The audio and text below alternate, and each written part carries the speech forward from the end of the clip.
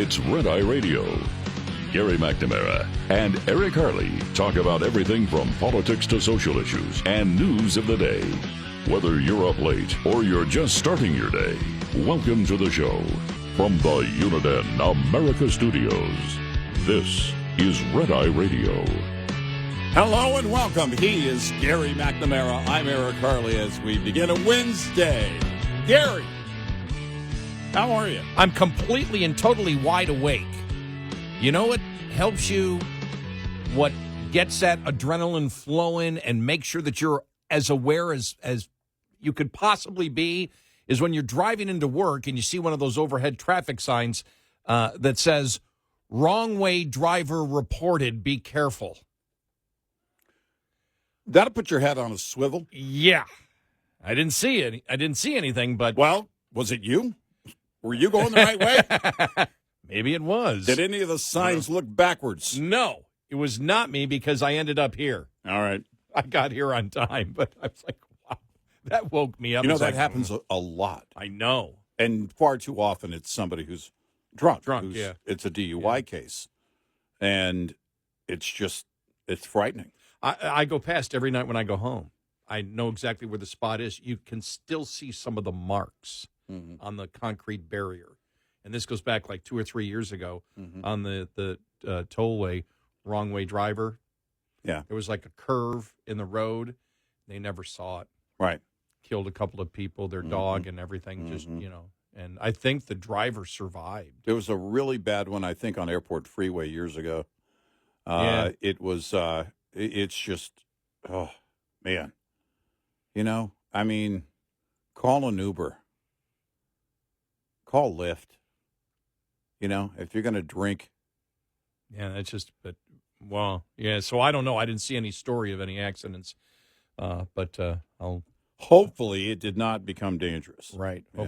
Hopefully the cops were able to get him. But, I mean, that's the one thing you think of. You know, once in a while, if you're ever driving, and once in a while, I mean, there's maybe a low, concrete barrier between, the two lanes, and maybe it dips a little bit, and all of a sudden you see the headlights coming towards you, and for a second you're like, is that on my side? Yeah. No, it's like, There's a place on Highway 287 in Texas, and it's kind of out in the middle of nowhere, but if the timing is just right, or wrong in this case, it will scare the daylights out of you, because there's a railroad track, and you're heading northbound, and the railroad track is, in this case, the train would be heading southbound.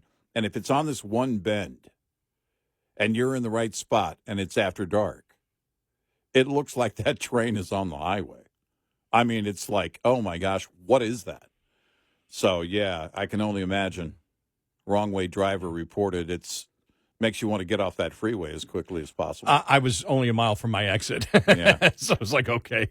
Yeah. All right, you ready for this story? All right, what do you got? Before we get to everything that was going on yesterday, in response to Donald Trump talking about the U.S. acquiring Greenland from Denmark, Danish citizens have launched their own effort to purchase California. An online petition seeking the Denmarkification of California has gathered 200,000 signatures, with a pitch to Danish citizens that purchasing California would provide them with more sunshine, dominance in the tech industry, limitless avocado toast, and easy access to Disneyland, which organizers say would be renamed to honor fairy tale author and poet Hans Christian Andersen. Yeah, all right. Have you ever looked at the map and thought, you know what Denmark needs? More sunshine, palm trees, and roller skates? Well, we have once-in-a-lifetime opportunity to make that dream a reality, petition organizers write on the online page. Now, the interesting thing is, when I saw this and then saw the response on social media, you would think that Americans would be furious about this, right? Yeah, no, I'm encouring the Danish to keep going. I didn't see one negative comment. Yeah, no. It's like, no, keep going. Like, wow. Yeah, no, we want to hear more on this now, proposal. As I did advise, I mean, they may not know it. They may not know it, but they would have to in Denmark, they would have to assume California's portion of our national debt. I don't know if they thought about that yet. Probably not, because nobody is going to go. This is sort of like if you're going to be in that kind of state country divorce. Mm-hmm. Well, you're going to have to pay the debts. You've assumed the debt. Yeah. You've agreed with the debt. In fact, California, you probably are more in favor of the debt that we have now than other places. And we're not talking to our great conservative Republican friends in California, by the way. Yeah. I also believe over there in Denmark, they've got some dated material.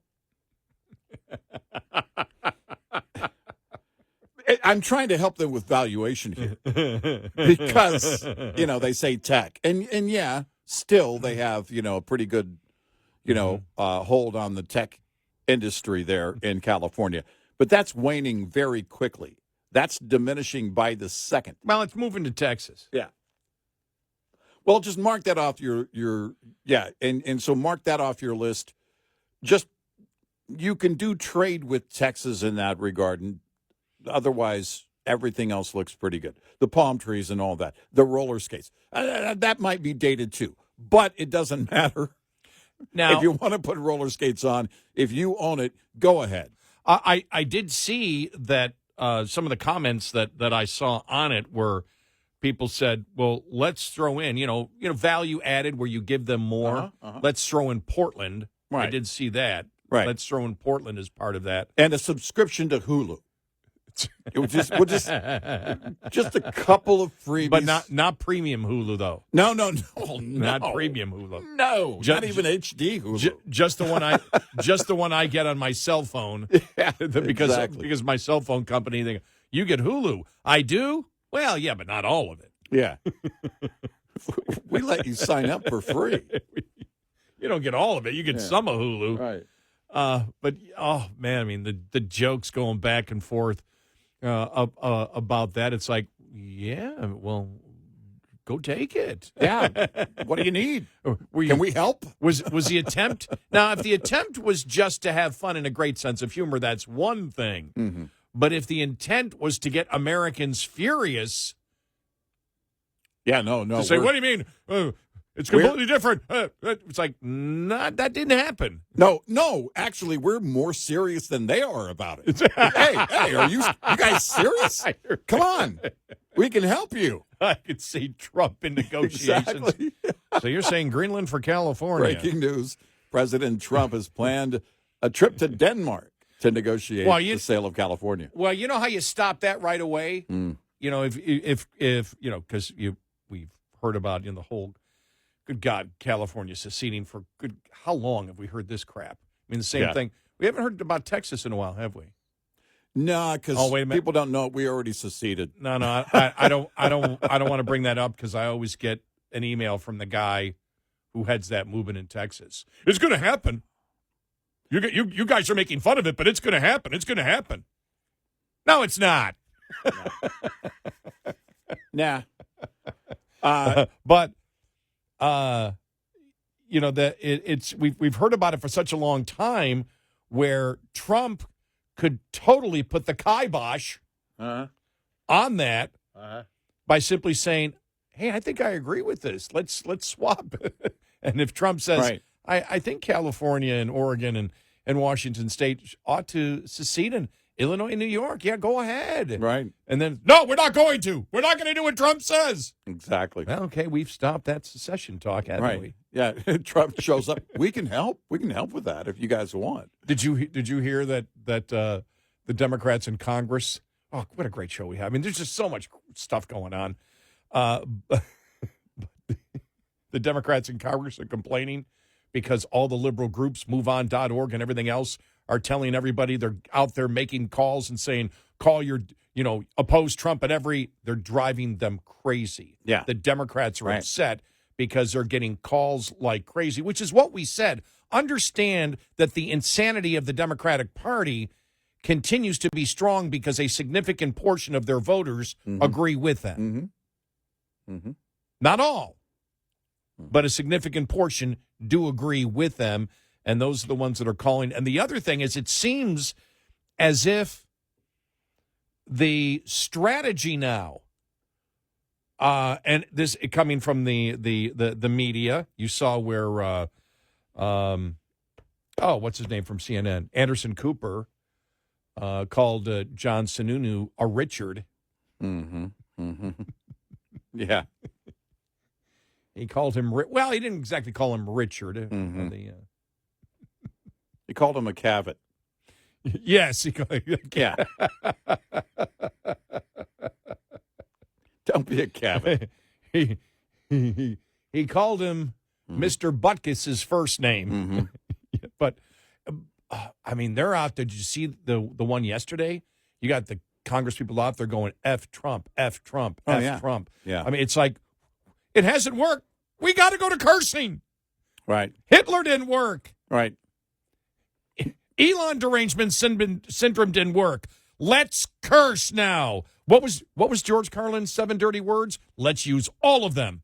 I think actually Democrats have made up some new ones. It's 9 years into this on Trump, and they still don't get it. They still don't get it. They thought they were winning. Again, how many on how many fronts did the Democratic Party set something up and think they were winning and they had won forever? Obama in the White House. Well, we've won the White House forever. The Republicans may never win the White House again. And then controlling the conversation on social media. We control the conversation forever. Look, we've got the FBI set up. It's Twitter. We got Zuckerberg in our left hand. We know exactly. We're the puppet masters. We know exactly how to control all of this. The Russian hoax thing. Look, we're going to get him. And, okay, he won, but we're going to bring him down. We got 2 impeachments on the guy based on nothing. And now they're still doing it, thinking they're going to win. Every day it's this renewed promise to their rank and file, we got him. Aha, we got him. No, you don't. You never did. Way to go, Wile E. Coyote. Yeah, but cursing seems to be the new thing. This, we'll get to this article here. Roy Teixeira, we've talked about him before, writes for the Liberal Patriot, but this actually was in the Free Press. And let me just see what the headline was. Defending USAID is political suicide for the Democrats. Now, if you don't know who Roy Teixeira is, it was like May of last year, I believe. He wrote an article, and so did Douglas Schoen, and it was who also was a Democrat consultant, and Roy Teixeira, lifelong Democrat who was criticizing what Democrats were doing, and eventually left, I believe, the liberal think tank that he worked for because he said they don't want to hear it. You got to be lock and step, and he actually went to work. I believe, I forgot which conservative think tank it was, because they said, well, no, you may not be conservative. You have some ideas that we agree with, as a moderate, but no, we want all opinions here. Right. You put what you want, and again, you may get attacked for it, but go ahead and do it. And so he did. But both he and Douglas Schoen last year were the ones that were saying Biden has to embrace MAGA.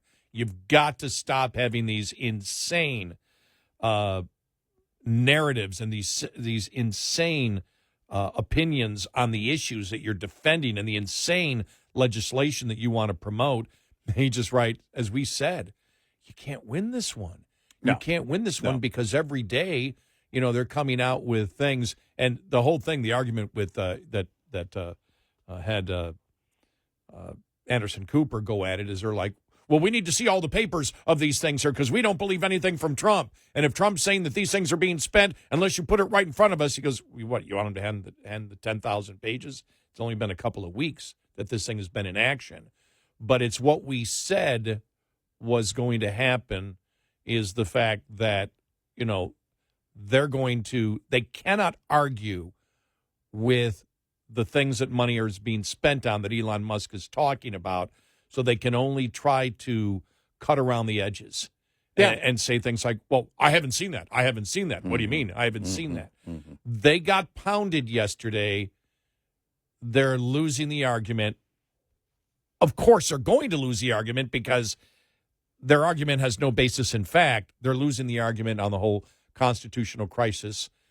And I saw The Guardian do that yesterday morning, and I thought, you're a little late in the whole constitutional crisis game, but it was the same thing. There are warning signs of a constitutional crisis. But, give it up. But this is the only game they've got. They've got to scream that there's a fire in the building. But it was successfully argued, and we'll have some of the people that successfully argued it yesterday, but the administration seemed to be on the talking points, which were the talking points that we brought up yesterday. This is really easy to explain. Yep. They're saying that unelected bureaucrats inside the system are the ones that have the authority and not the executive branch and the head of the executive branch who was voted in by the people. And the whole system is run that we live in the constitutional republic we live in by the elected representatives must have control over the agencies. And in this particular case, in the executive branch, that would be the president.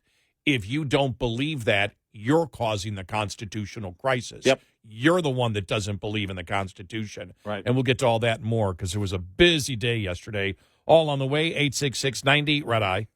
This report is brought to you by Shell Rotella. With advanced synthetic technology, is designed to help keep your rig running with more mileage and less maintenance. Tires command a lot of attention.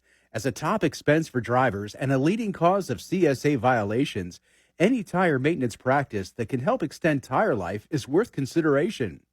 Consider tire balancing, which can set you up for savings and a smoother ride before your tires touch the highway. Tire balancing and wheel alignment are different services, but both contribute to a smoother ride and should accompany tire replacements or repairs. Tire balancing corrects an uneven distribution of weight in tires and wheel assemblies, providing improved vehicle handling, increased fuel economy, and the overall lifespan of your tires. Balancing your tires also helps keep vehicle hardware like cab rivets tight and can help with the resale value of your vehicle. Lines open for your calls. 866-90 Red Eye on Red Eye Radio.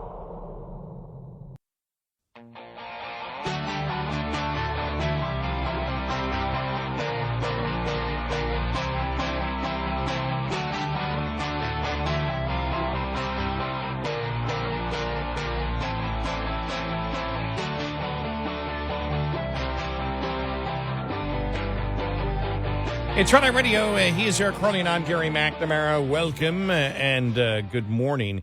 Yeah, so this article from the Free Press, defending USAID is political suicide for the Democrats. You see Democrats that have recognized the problem with the Democratic Party. Yep. And they're just like, they've gone over the edge. They're just going over the edge.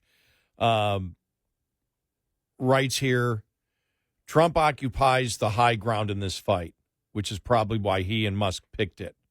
If voters dislike anything, it's bureaucracy and foreign aid. And USAID is a 10,000-employee bureaucracy housed in a palatial building on prime downtown real estate that spends $40 billion a year on other countries. You don't fight every fight. You don't swing at every pitch. As former Democratic Chicago Mayor Rahm Emanuel and former Obama aide told Politico, and my view is, while I care about USAID as a former ambassador, that is not a hill I'm going to die on. Right. That comes from Rahm Emanuel. Yeah. Wow. We'll continue. Oh, of course we'll continue. We're not going home.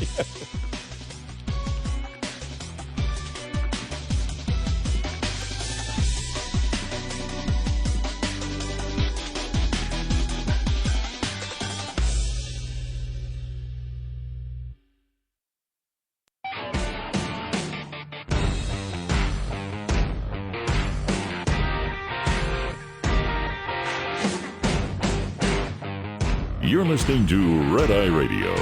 from the Uniden America Studios.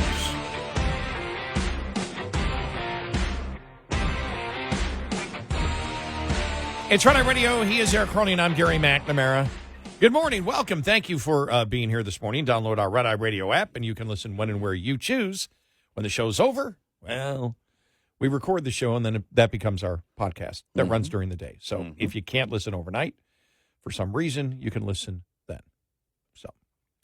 So, thank you. So I was looking at Roy.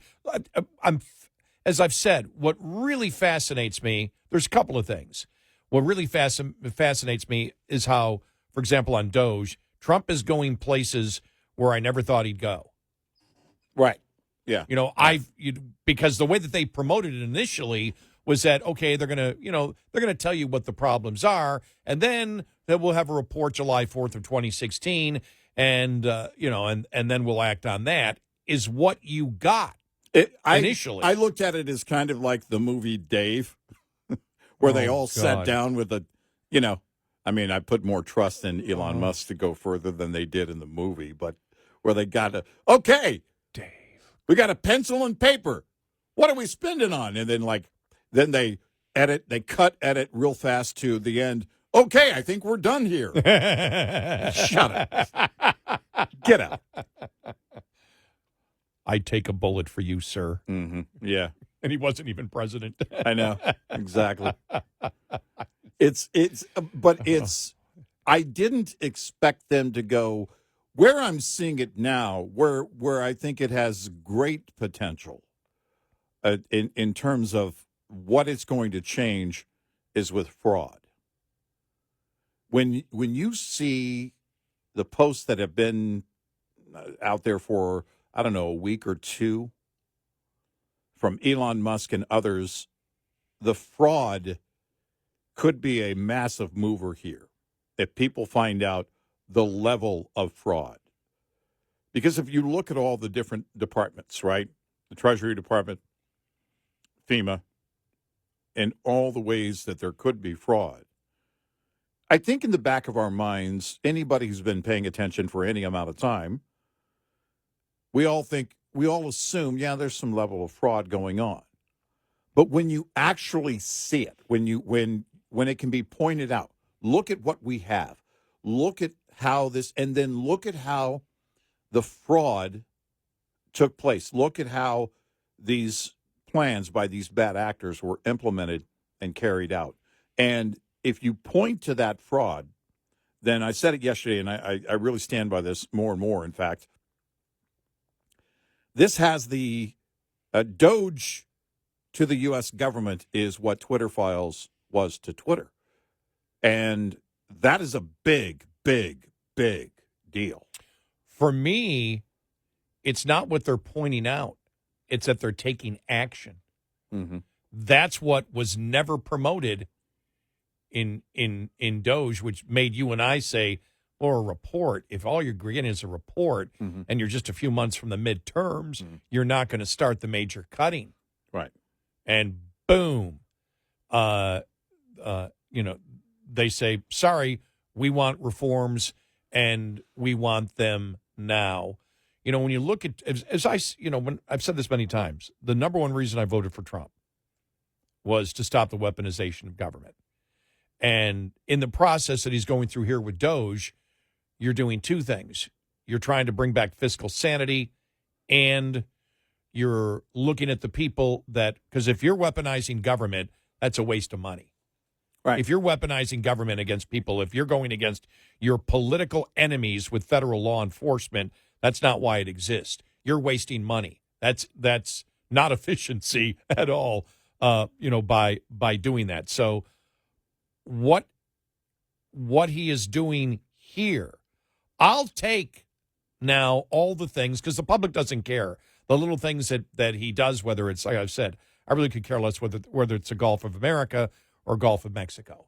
I could, really care less. Mm-hmm. It was interesting, though. I mean, I do agree that Fort Bragg should go back to being Fort Bragg. I heard they're going to rename, it's going to go back to Fort Hood, except it's going to be for Robin Hood. Yeah. But the, if you saw that story, but, the entire thing of changing names, I think that was Trump trying to say, you guys change names, we'll change names too.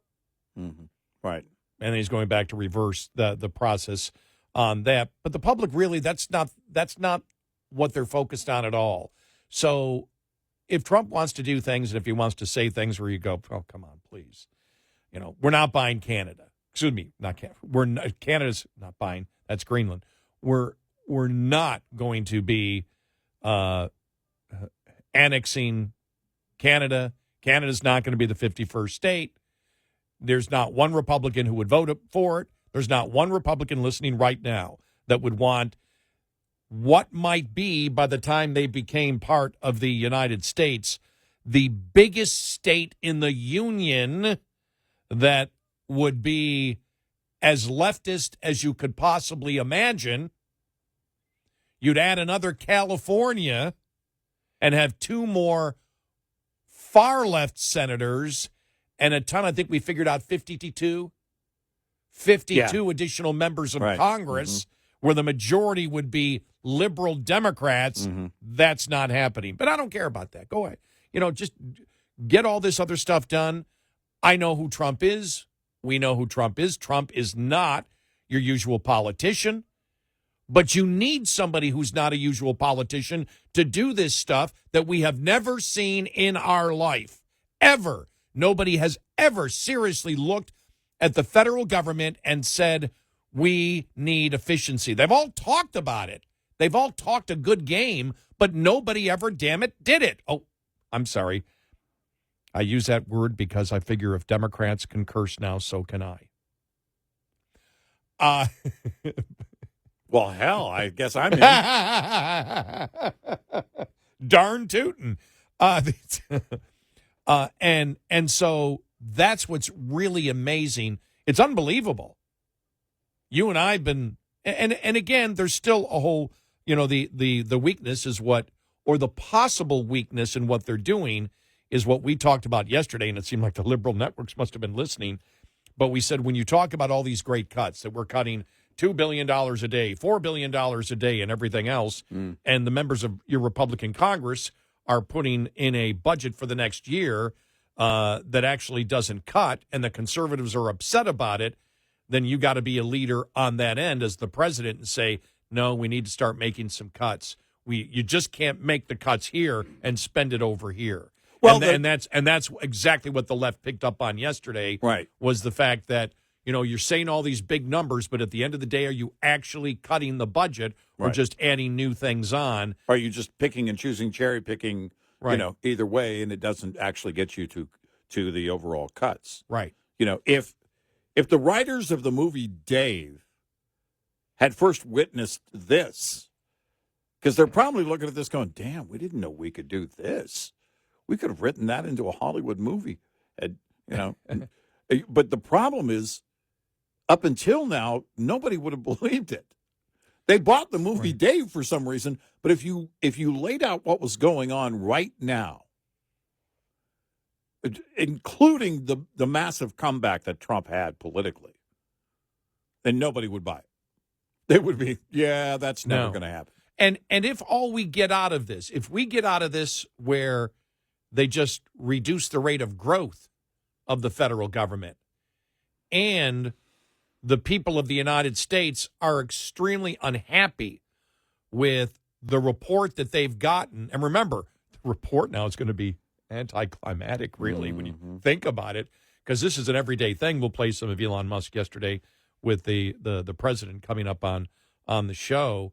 But the American people, you're doing something that's never been done before. This isn't like the pork book that came out once a year and everybody laughed at the stupid things that we're spending on, get angry for a day. This is every single day the public's being educated. You may not be able to get through the entire bureaucracy and clean it out. But if the American people know what the problem is, you have a better chance of doing it. Yeah, I mean, you're right. The pork book was kind of a morning show bit. Yeah, it was. It's like, hey, did you know the Biden administration taught a carrier pigeon to leave cocaine at the White House? And it cost it $4 million. It wasn't anything that anybody took seriously. And, you look at these things and it's like, look at all these things, which is important to include the fraud because people may say, well, the government spends $1,200 on a hammer. We've just gotten used to that. But when you bring the fraud into it, and then you bring in the fact that it's this massive bureaucracy with so many employees, how many people knew? How many people knew it was that big? It sounds noble. And the left has been using, but JFK started it. So what? Well, that doesn't mean anything. I don't care. It doesn't mean anything to anybody. It means nothing. No, it doesn't mean anything. It's like they try and give it something, but look at all these pictures. They showed all these pictures of, the logos where the logo USAID was in the background. See, look, we have pictures. I don't care. Well, first of all, tell me how much it cost to take the pictures. Well, how much money did you spend on that? But the Republicans covered that already. They said any programs that are worthwhile and promote the United States goes to the State Department. The State Department. If there's good things that they're doing, we'll look at it. If it promotes the United States agenda and it's what the United States wants and isn't bureaucrats doing it, but the people, the elected representatives to the people, what they want, well, then that's what we're going to, that's what we're going to do. They sort of solve that problem by saying that all those whatever programs there are, and it's not the majority of programs, but whatever you're claiming is successful, we've already covered that. We're moving that to the State Department. Yeah. So you've taken that argument. They're taking, every single day the Republicans are taking away the arguments from the Democrats, which is why they're cursing. But getting back to Roy Teixeira here, he said, but politically none of this matters when talking about what the Democrats want to do. Trump occupies the high ground in this fight, which is probably why he and Musk picked it. If voters dislike anything, it's bureaucracy and foreign aid. And then he quotes Rahm Emanuel here just recently. You don't fight every fight. You don't swing at every pitch. Rahm Emanuel told Politico, and in my view, while I care about the USAID as a former ambassador, that's not a hill I'm going to die on. He sees what's happening. Skepticism about foreign aid is one of the most consistent and durable findings of public opinion research. In a 2023 AP poll, 69% of respondents thought the U.S. government spending in this area was too much, 20% about right, 10% too little. 10. In contrast, support for more spending in most domestic areas, healthcare, education, infrastructure, Social Security is quite strong. As veterans like Emmanuel know, anti-foreign aid sentiment runs highest among working-class voters, precisely the people who have been defecting from the Democrats for Trump and without whose votes the party cannot recover. Cutting foreign aid is about 10 points more popular among voters without college degrees than among college-educated degrees. For many of the latter, who constitute the core of the modern Democratic Party, it's self-evident that spending millions fighting climate change or promoting gender equity abroad serves U.S. interest and discharges a moral obligation. But that's a very small part of the population is the point that he's trying to make. And just goes on and continues on that saying, Democrats can't win this fight. This isn't the first time that Rahm Emanuel's had a similar view toward his own party. It was years ago, but he said, we've got to stop the identity politics. He was one of the old school Democrats. Keep in mind, former chief of staff for Obama, high-level advisor, of course, in that role, and then the king of Chicago. And now looking at it saying, clearly the message coming from him is the party's gone way too far. Yeah. And they're continuing. Yep. And now they can't defend themselves on the issue, so now it's, let's curse more. Yeah. All right. If we say the F word, F Trump, that'll get us back. Right. Wow. Yeah. 866-90 Red Eye. Get in touch with Red Eye Radio, toll free at 866-90 Red Eye.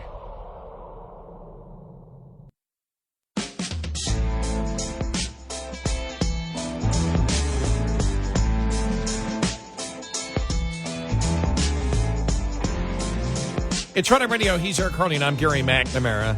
More in this article that we were reading about the Democrats and where this Democrat believes are screwing up completely. I mean, it's stuff we've heard before, but it's interesting right now when we look at where the Democrats are right now. Every day almost you see Democrats from Congress cursing. That's what you see. Mm-hmm. That's it. They're cursing. Yeah. But are they saying anything?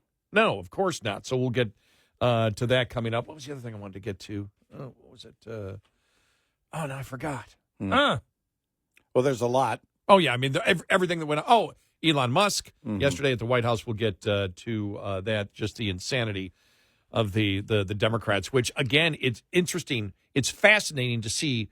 It's fascinating to see what the Republicans are doing and what Trump is doing, but it's also fascinating to see that the Democrats can't figure it out. No, they can't. They just can't figure it out. And they can't. They still, some of them can't figure out why they lost. Yep.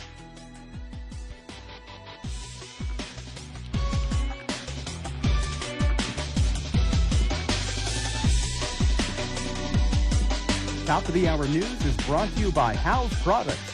Visit houseproducts.com. This is Red Eye Radio on Westwood One.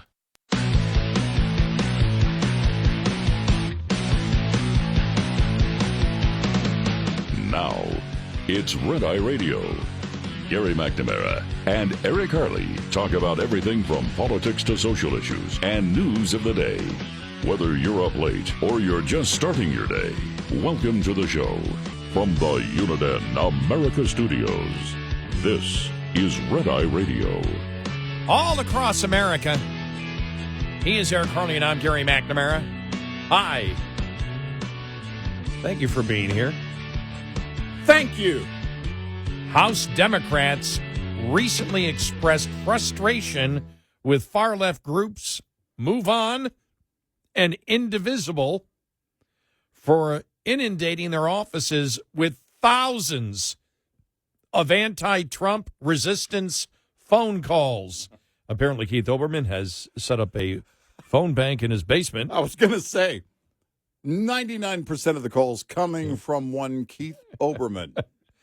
Mom?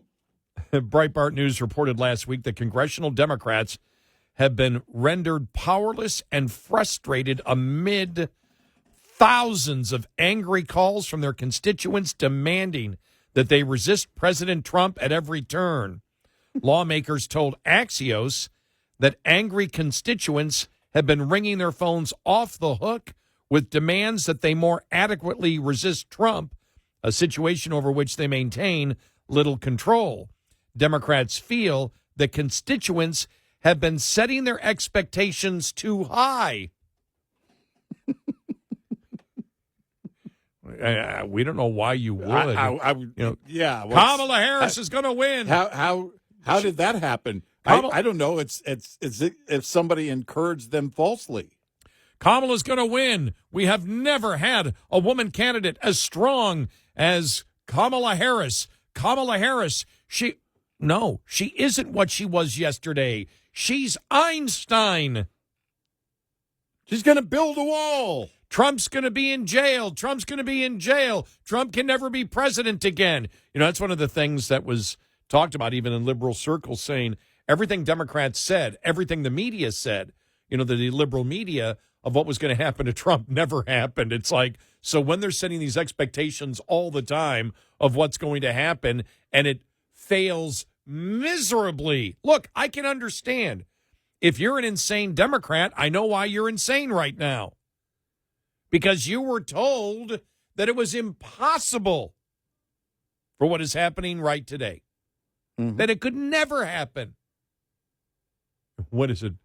I don't know if we've ever played the whole thing. It's like 25 minutes long with all the people on the left saying Trump will never be president. Yeah. And then Trump will never be president again. Right. And then he's going to be in jail. He's going to be in jail. How many times did they say he's going to be in jail? He's going to be in jail. Gotcha. We got him. I mean, with Cohen, when they raided Cohen's office, he's going to flip. We got him. Oh. Avenatti. He's running for president of the United States. He's Trump's worst enemy. Yeah. He'll put Trump in his place. Yeah. So when you promote something and promise something over and over and over and over, we're not talking one promise or two promises. We're talking, thousands over the period of the last 7 years, and it's like none of them come true. And now everything's being torn apart. Everything, the COVID stuff is coming out. You're going to have investigations from the Republicans on what Democrats were doing. Yeah. I mean, it's just, yeah. But lawmakers told Axios that angry constituents have been ringing their phones off the hook. Democrats feel their constituents have been setting their expectations too high and should understand they now hold the minority position in Congress. Some staffers said they have not seen this many calls since events like the October 7th attack, Brett Kavanaugh hearings, or Trump impeachment proceedings. Aaron Frischner, spokesperson for Representative Don Beyer, a Democrat of Virginia, said his office phones have been ringing off the hook without pause since we opened yesterday morning. On social media sites such as X and Blue Sky, another aide said, every Dem is getting lit up by the neo-resistance folks being like, do more. In recent closed-door meetings, we told you this was going to happen. House Democrats pin the blame on far-left activist groups. People are PO'd, said one senior Democrat, adding that House Minority Leader Hakeem Jeffries has grown very frustrated with the groups inundating their offices with phone calls. Yeah. A closed-door meeting for House Democrats this week included a gripe fest directed at liberal grassroots organizations, sources told Axios. There were a lot of people who were like, we got to stop the groups from doing this. People are concerned that they're saying we're not doing enough, but we're not in the majority. I reject and resent the implication that congressional Democrats are simply standing by passively, one Democrat said. Lee Greenberg, the co-founder of Indivisible, said that people want to see more from their lawmakers right now than floor speeches about Elon Musk. Oh, my gosh. Well, you and I talked about this yesterday. Well, we touched on it yesterday. I don't know how much we talked about it. But the polls 3-4 weeks ago were extremely negative on Elon Musk. We brought you that CBS poll from just the other day. And then I think the Trafalgar poll. His numbers are good. Yeah. Elon Musk, they actually put Elon Musk, when it came to DOGE, they actually put his name in there, and it was still a very great, plurality of people that supported him. And for the cuts, Trump's numbers are great right now. And on everything, every single issue that Trump is promoting except tariffs. Tariffs on China have the majority. Tariffs on Canada, Mexico, and Europe do not have the majority. But except for that, it's through the roof. And Trump is doing something, and I hate to take credit for it, Eric, and I'm including you in that, but he's doing exactly what we told him to do. Now, he's going to take different paths once in a while on some things, but Scott Jennings said it. When he said it the other day, we mentioned it. Well, that's what we've been telling him. They're using a different phrase, but the whole 80-20. Yeah.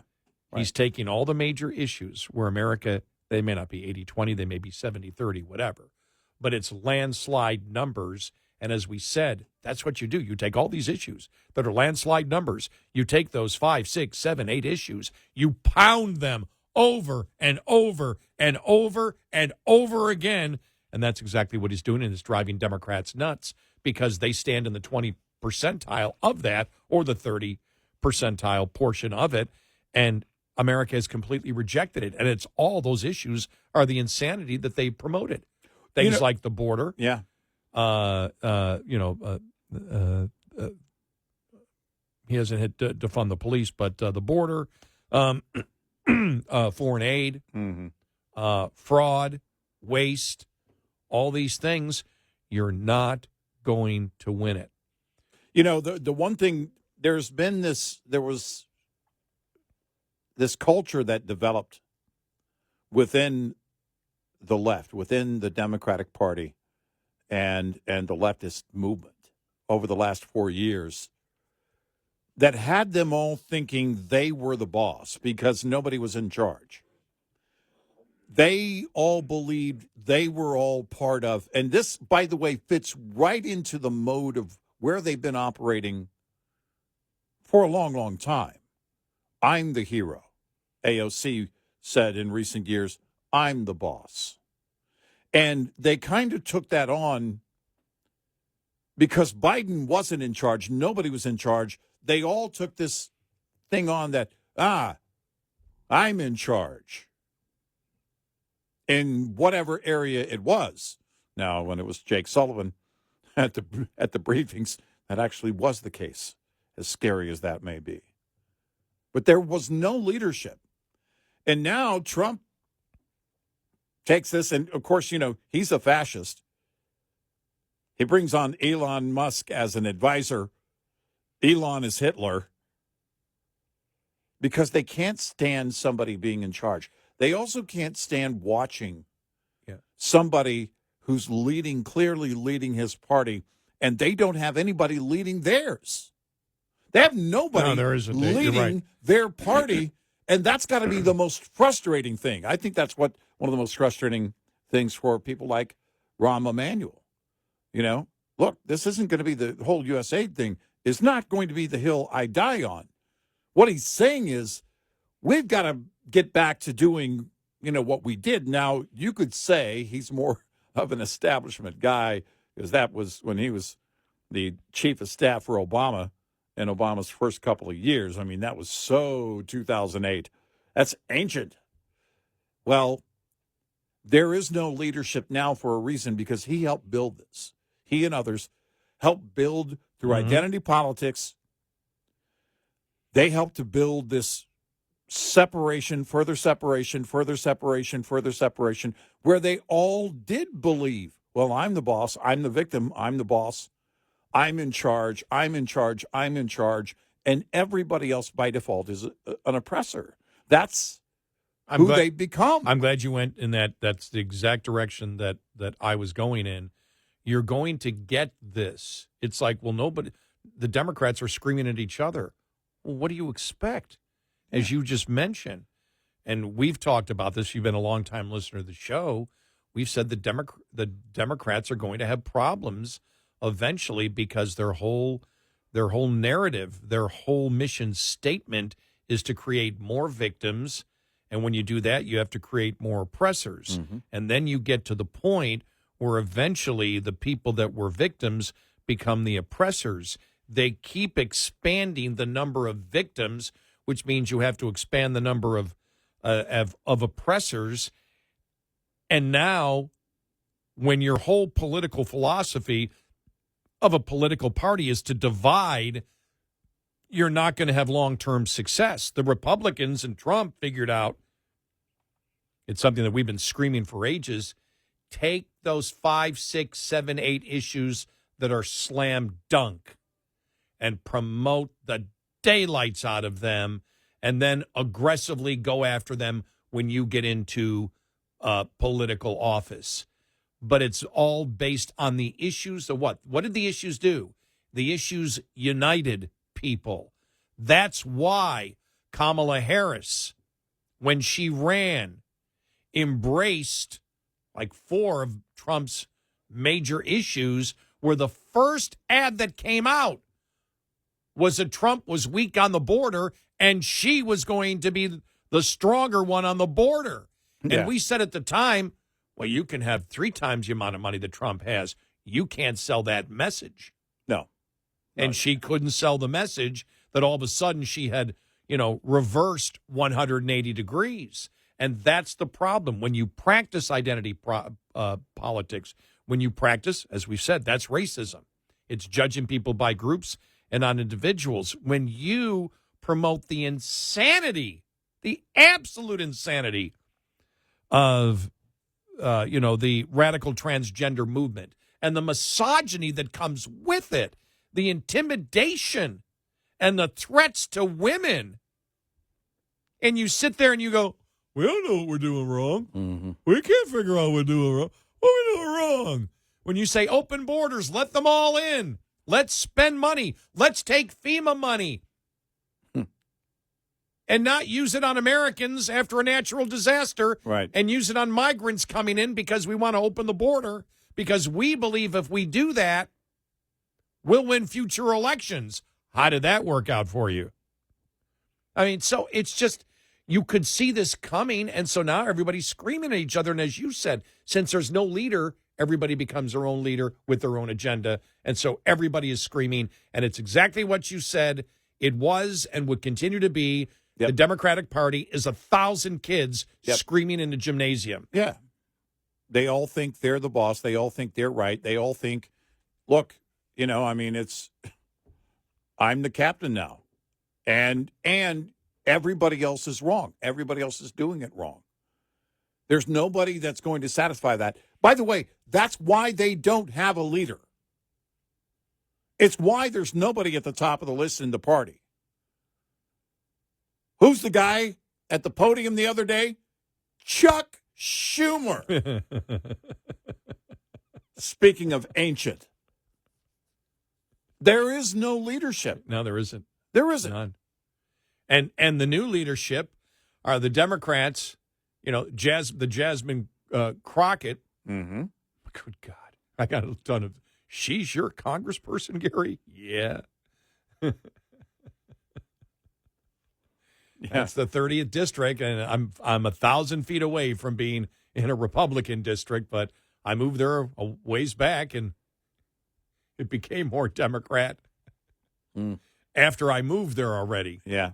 But it's a rare Democratic in the suburbs. It's really rare. Well, it's not all suburbs.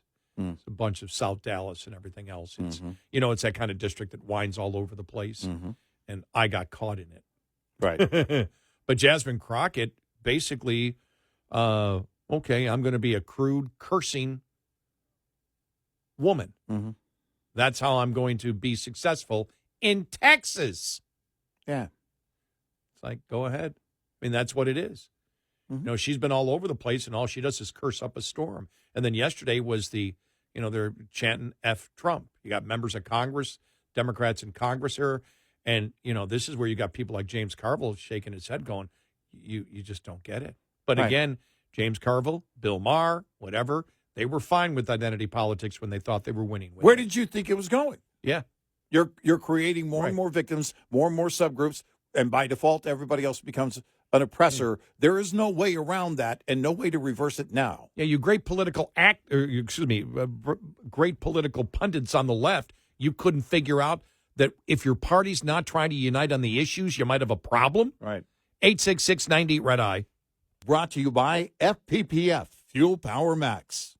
Owner-operators can save a hefty amount of money by participating in discount fuel networks. If you're leased and your fleet has a fuel optimizer program, use it. Such a program helps plan a trip based on fuel prices and locations in the carrier's fuel network. The larger the carrier, typically the larger the discounts that are possible. Fees for using such networks have become rare thanks to competition for drivers. Owner-operators are well advised, however, to pass up network fuel stops that are too costly, are too far off route, sell inferior fuel, or are dangerously or poorly maintained. For independent owner-operators, a bevy of fuel discount networks exists, from a variety of traditional fuel cards to the National Association of Small Trucking Companies network and the younger mudflap applications discounts at independent truck stops around the nation. Research the options and discounts available to find the right one for you. Owner-Operator Business 101 is provided by Overdrive's Partners in Business program. Go to overdriveonline.com to the Partners in Business section of the website for more details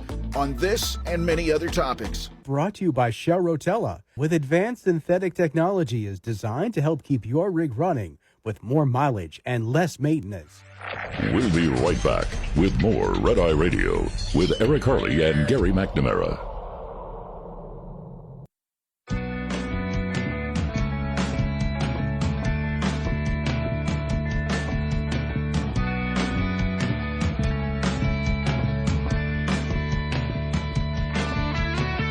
It's Red Eye Radio. He's Eric Harley, and I'm Gary McNamara. We were talking about who are the new leaders of the Democrat Party? We couldn't think of any. Well, the Hill.com did. We'll have that coming up following the bottom of the hour. I'm like, stop it. We'll have that. Plus, MSNBC legal analyst warns against calling Trump's orders constitutional crisis. You're screaming and yelling at the top of your lungs. It didn't work.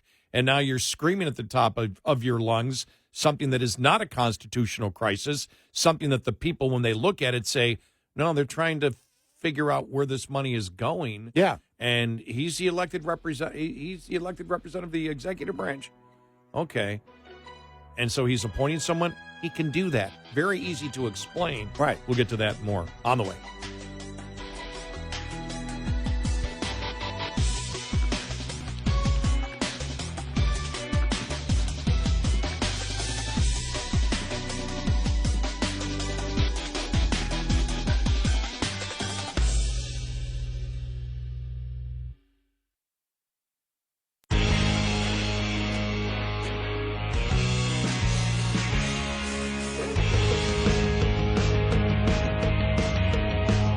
We have a line open. 1-866-90-RED-EYE. Red Eye Radio. And he's Eric Harley, and I'm Gary McNamara. Welcome and good morning. Thanks so much for being here. There's just so much stuff, so let's get right to it. We had mentioned Roy Teixeira's column. Roy Teixeira, by the way, is a Democrat operative, has been, Democrat his entire life, but over the last really 9 months or so, probably over the last year and a half, because I think it was in the last year and a half where he went from working for actually liberal think tank to a conservative think tank, even though he has liberal ideas and would be viewed probably as a moderate Democrat, maybe a liberal Republican. Yeah. But he's been going after the Democrats, went after Biden, went after Harris, and his advice was you got to be more MAGA. Yeah. You really, truly have to embrace. Now, Kamala Harris tried to do it. Nobody bought it. That's the problem. Nobody buys it. And if you are off the well-worn, beaten-down path that Democrats have gone down, if you decide maybe there's a better way, you become an oppressor. But here's what he wrote on what's going on with DOGE and everything else and USAID. Democrats are unconditionally defending an obscure government institution at a time when even well-known and previously trusted institutions are regarded with intense suspicion. A key finding from the New York Times polling in the 2024 election cycle was that voters overwhelmingly believe the political and economic system in America needs either major changes or to be rebuilt completely. This particular obscure institution does one of American voters' least favorite things: provide foreign aid. Finally, not only are Democrats blanket defending an obscure institution that does something American voters don't particularly want them to do, they are defending it without explaining their own priorities. What aid would they preserve? And what would they get rid of? It's a legitimate issue. Voters might listen to Democrats. Now, I disagree here. This is where he doesn't get it. Voters might listen to Democrats who approach foreign assistance in the spirit that President Clinton approached affirmative action: mend it, don't end it. Okay. If you're going back to the 90s for the solutions for the Democratic Party, if you're going back specifically to Bill Clinton, I mean, I know he was the Democrat in the 90s, but keep looking for another example. And so that, the headline of it was defending USAID is political suicide for the Democrats. What is it? The MSNBC legal analyst, Danny Savelis, I guess, on Morning Joe said that Trump's actions have not caused a constitutional crisis. He said, I think we need to be careful with the term constitutional crisis because, as I define it, there would be a situation where the Constitution doesn't have an answer and that there is a pressing conflict. That's on Morning Joe. They can't even sell it on Morning Joe. Yeah. By the way, I wonder how many death threats he got for that one. Well, again, there's your problem on the left. The moment you bring up a concern about what the left is doing right now, and if you're on the left, and the moment you become the oppressor, the moment you become, and we've seen this, any dissent at all is met with the resistance. You'll have Keith Olbermann blogging about you or whatever he does. It's not going to be something where you're all going to sit around and go, oh, you know what? Yeah, maybe he's right. Maybe she's right. Maybe, nope, doesn't work that way. You become a pariah. You become the outcast. There is no reversing this. The decades and decades and generations of indoctrination meant that you were instilling this into young minds, and this is now their reality. They grew up thinking the grass is blue because you told them that. This all goes back to the movie The Village. You created this false reality in their minds, and now they all believe they live in the 1700s. And there's a big bad monster in the woods, who's actually Trump, who likes the color red. He's drawn to the color red. He's not really a monster. You guys are actually the creator of the monster, but you lie about it, and you indoctrinate these children to believe in a totally false reality.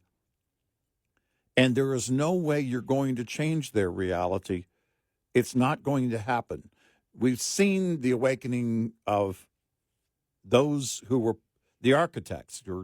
This morning, the prime example, Rahm Emanuel. He was one of the architects of this.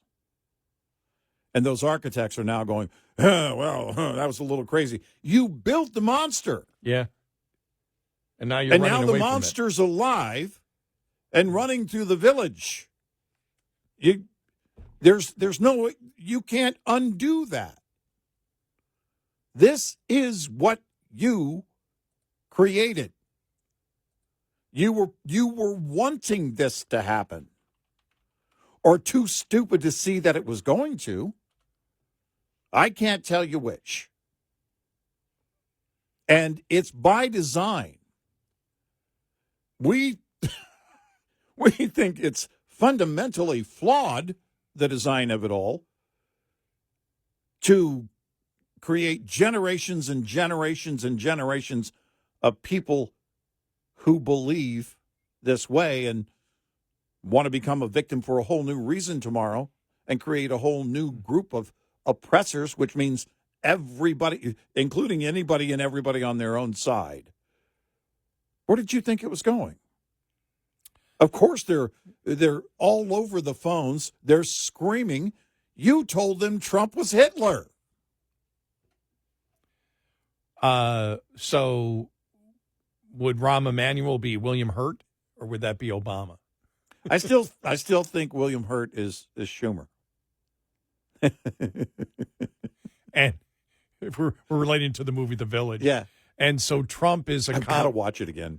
I just have to. Trump is a combination, then, of a number of characters. Mm-hmm. Ivy, which was Ron Howard's daughter. Mm-hmm. Joaquin Phoenix as Lucius. Mm-hmm. And then you got to throw in a little bit of Adrian Brody, Noah, mm-hmm. for Trump. He's a combination of all of those. Well, I mean, if you think about it. Now, if you haven't watched The Village, you have no idea what we're talking about. But if you watch it, you understand. They created a fake monster who was prone to the color red. Right. Who wasn't really a monster at all. I just love that. And they were responsible for creating that monster themselves. Well, that's all the elements of the Russian hoax. They built a wall. We know that. she had to climb the wall to go over into reality. Yeah. And she went into reality, and guess what? People were nice to her. Imagine how that works. And at times, at times she was operating blind. Yes, she was. She couldn't see. Not knowing what might be over that wall. Exactly. Well, and again, they indoctrinated them to believe they were growing up in the 1700s. Yeah, you're right. Yeah. I'm pretty sure they wore wooden shoes. I mean, I could be wrong about that, but I got to go back and watch it. But they ate good. Oh, no, they ate great. I love the opening scene of the movie when they're all sitting down. I'm like, there's a lot of food there. That's a lot of food. Yeah, no, it was a feast. That was one of his best. Oh, I think M. Night Shyamalan. The Village, I think. That will always be, to me, that will always be a classic. I think that, to me, that, and again, everybody has their favorites. Then he got into what was the one he had with the people in the water or something? The Lady in the Water? The Lady of the Lake or something like that. Yeah, the Lady in the Pool or whatever it was. Lady of the Lake is a prog rock song by Starcastle. I think it's The Lady in the Water. Unbreakable would probably be right there at the top with M. Night Shyamalan movies. There's three that I think really kind of tower over all the other ones. There's Unbreakable, there's The Village, but even beyond that, it's Signs. I love Signs. I think Signs probably, if I were going to list the messages 1, 2, and 3, it would be 1 would be Signs, 2 would be Unbreakable, and 3 The Village. But a close second and third right there. See, to me, I thought the Village, and again, it all depends of, I watched The Village first, then I watched Unbreakable, and then I saw Signs. Yeah. And I liked all three, but mine would be Village, Signs, and then Unbreakable. Mm-hmm. I really haven't seen the rest of them. Oh, no, wait, I did see the one where the trees fought back. Oh, yeah. That was just stupid. Yeah, well, until I learned about my allergies with mountain cedar. Ha! It was stupid all day long. What was that called? What was that one?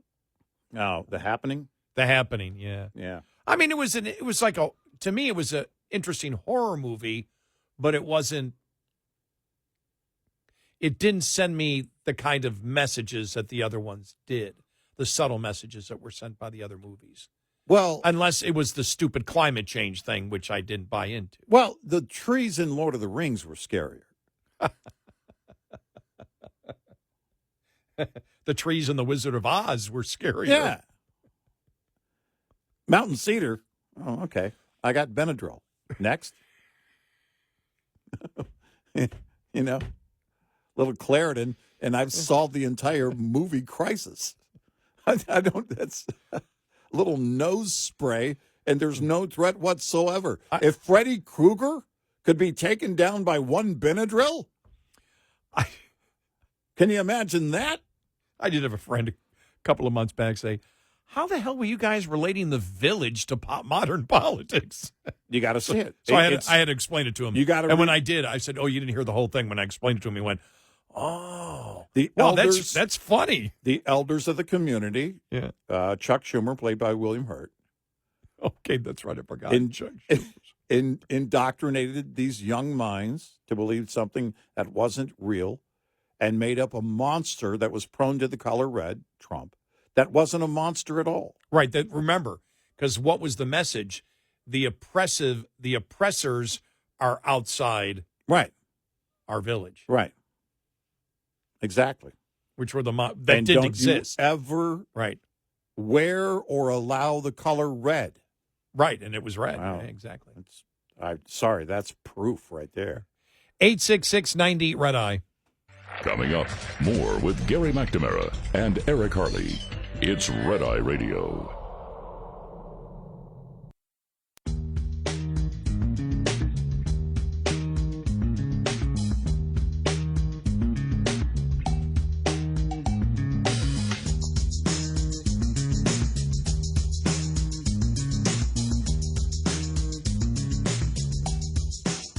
It's Red Eye Radio. He's Eric Harley, and I'm Gary McNamara. An article talking about who the new leader of the Democratic Party might end up being. And I'm laughed because they actually counteract their argument in the last sentence of the article. Yeah. Okay. Wait till you hear this, because you and I have talked about it. You can look at the Republican Party and you can say, all right, this is Trump's last stand. We don't mean now. We mean as president. Right. Yeah. Right. And you look at future leaders and it's not hard to figure out, is it? You can say J.D. Vance. You can say DeSantis. And then you can look at everybody who's serving right now with him who might become more prominent and more in the public eye over the next 3 years. Yeah. Right. And I'm just throwing those, those people out right now. But the party has a future. Yeah. And it's beyond the party. It's issues. It is on the issues, and it just happens to be right now the GOP, and they're winning on the issues, but they're winning also on the take action type leadership. Don't sit around. This is what we're going to do. Right. We're doing things. We're getting things done. And you saw that even in just the back and forth during the confirmation hearings for cabinet picks. These people were ready. They showed up. These nominees showed up, and they were ready. They were prepared, and they're not standing down. They're not doing the same old, too much of what we had seen in the past, and that is, well, I do believe that, blah, blah, blah, blah, blah. They were very proactive. But if I said, if we said the name Marco Rubio 2 years ago as being a prospective presidential candidate for the Republican Party, most people might go, I bet you their minds are changed in 2 years. Yep. You look at somebody who's as strong as, for example, Pam Bondi. Right. Now, whether she wants to, get in.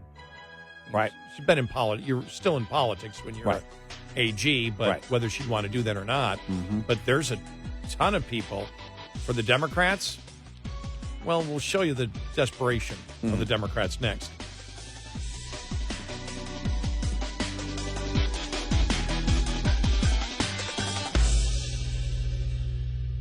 This is Red Eye Radio on Westwood One.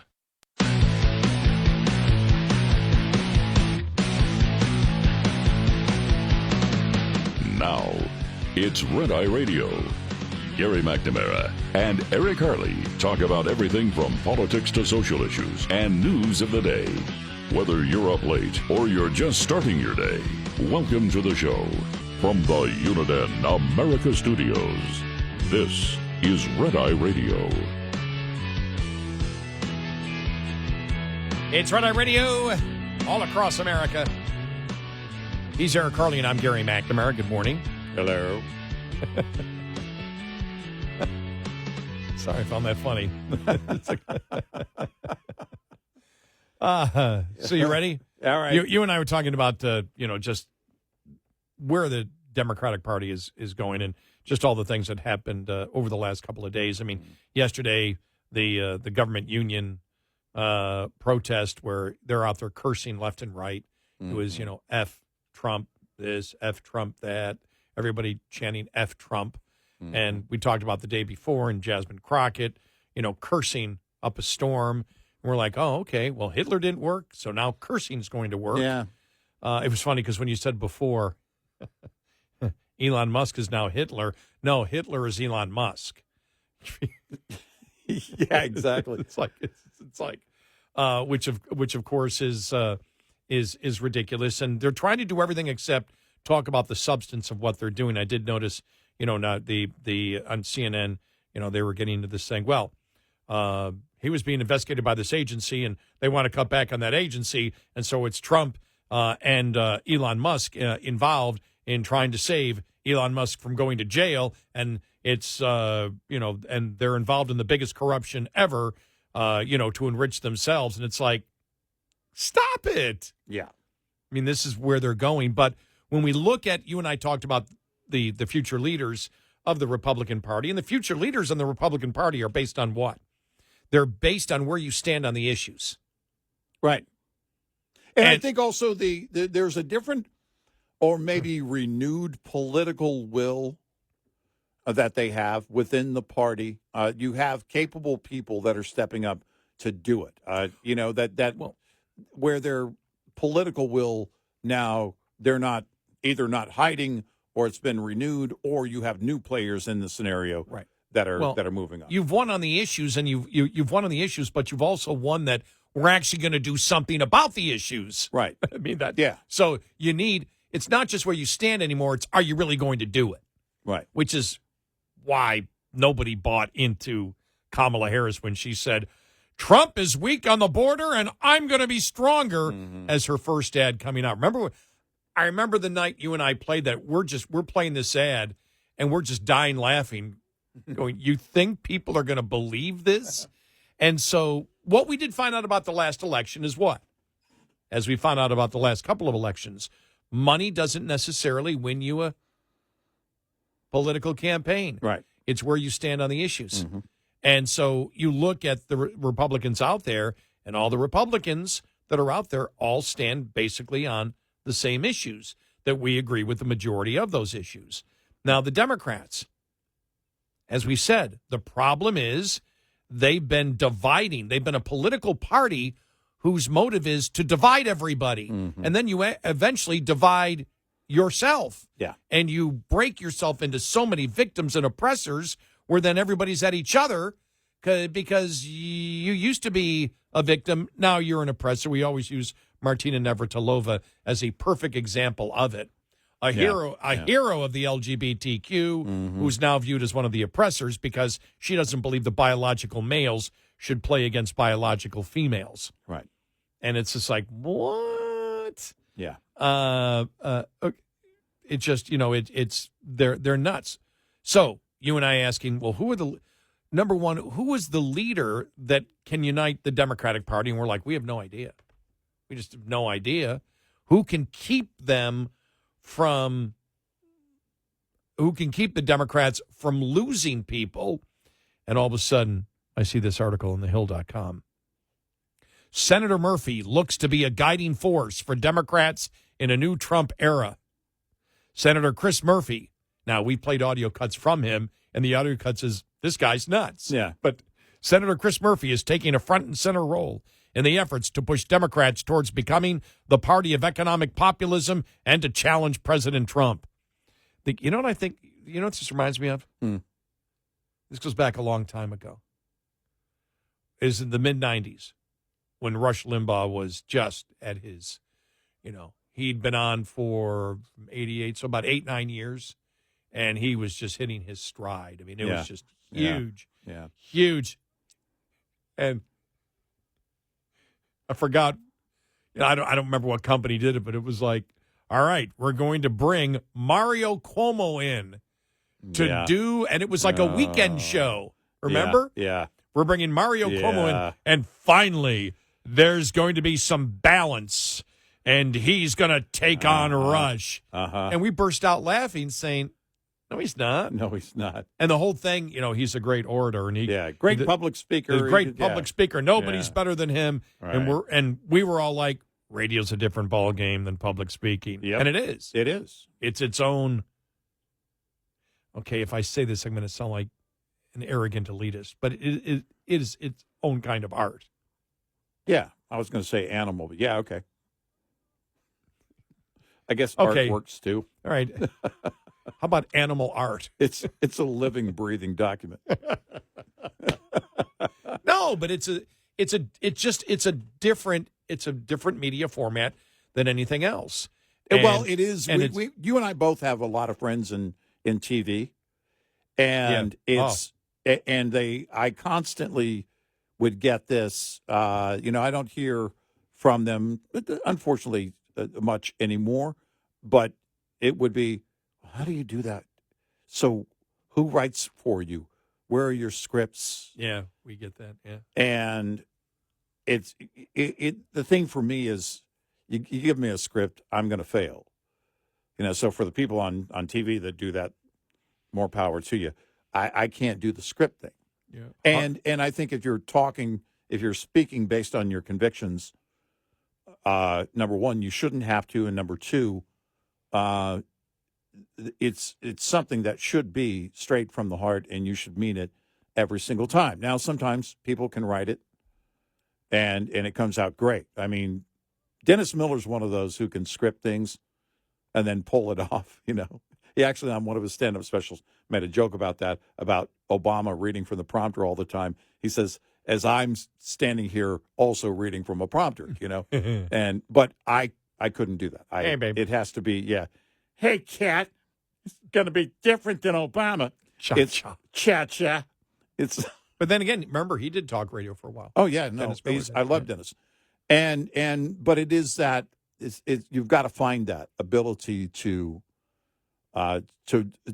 again, talk like normal people talk. Well, I can still remember listening to the show.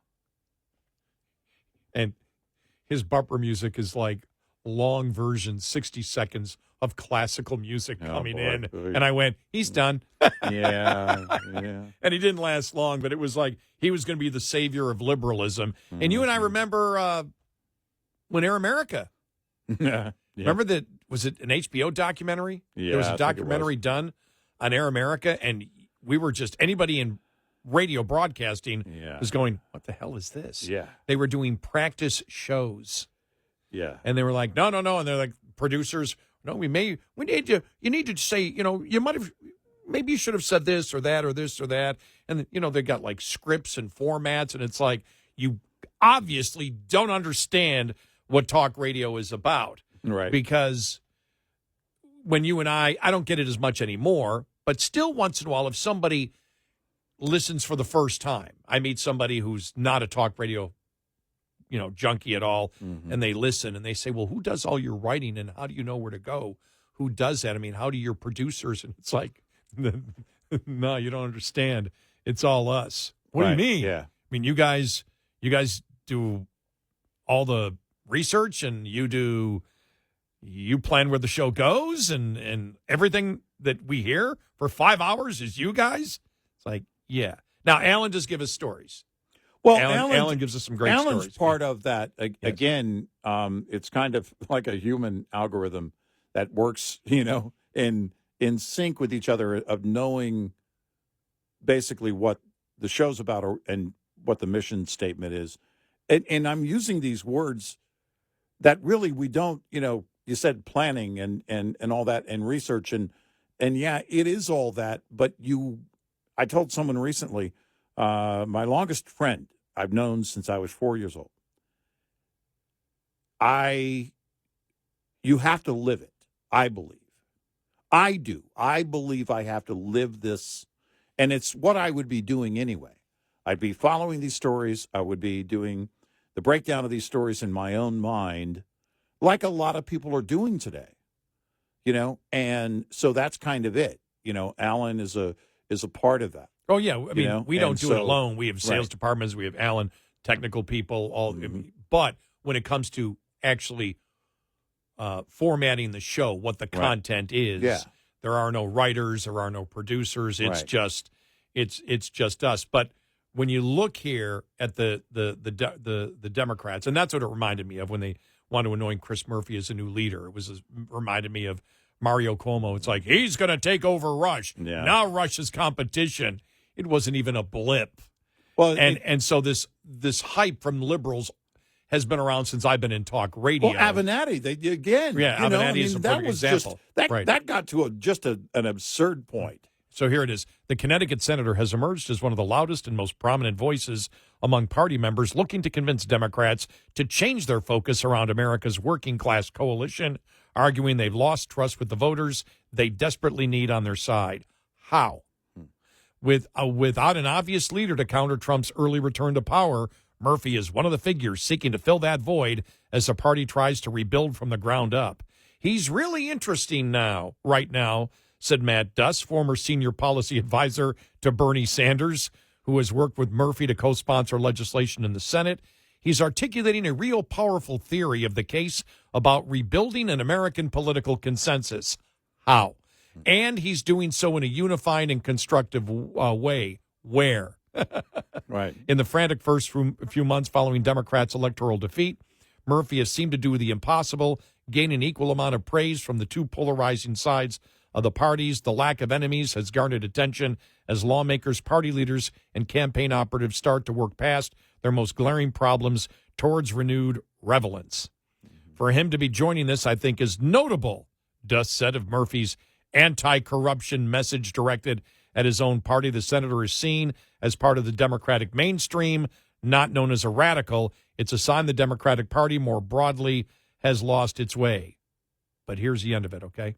Here we go, because this is one where I go. Wait a minute here. I got to make sure I get it precisely here.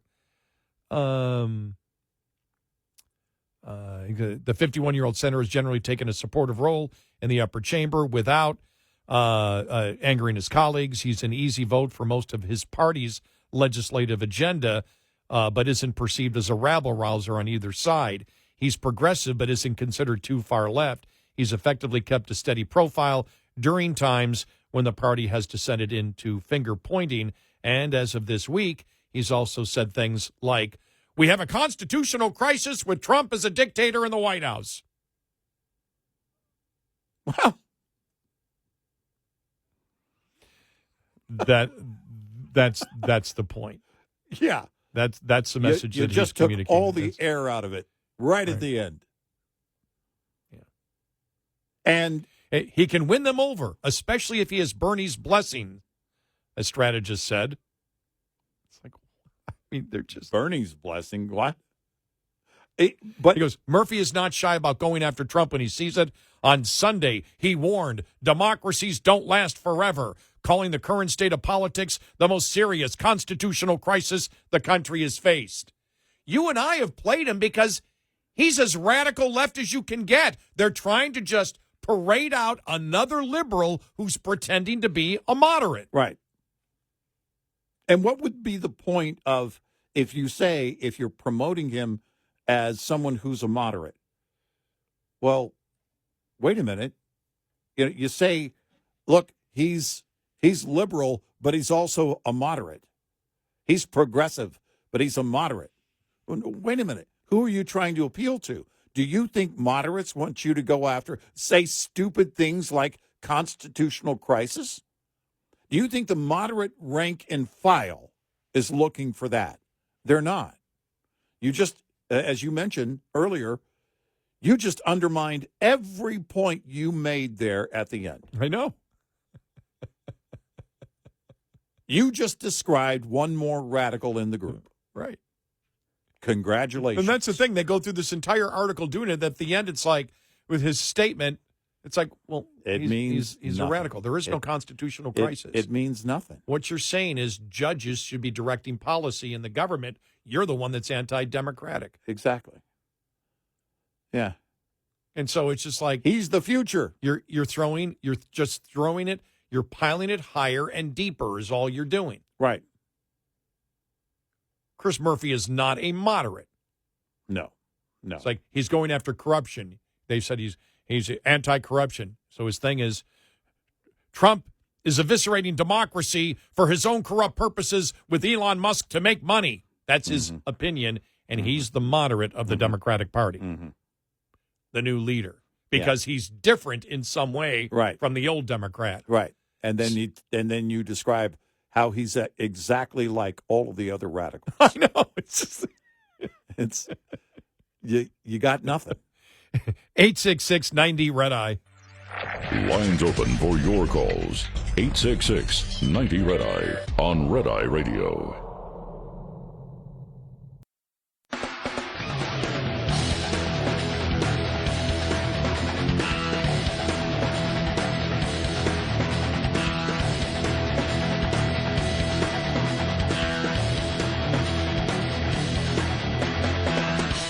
It's Red Eye Radio.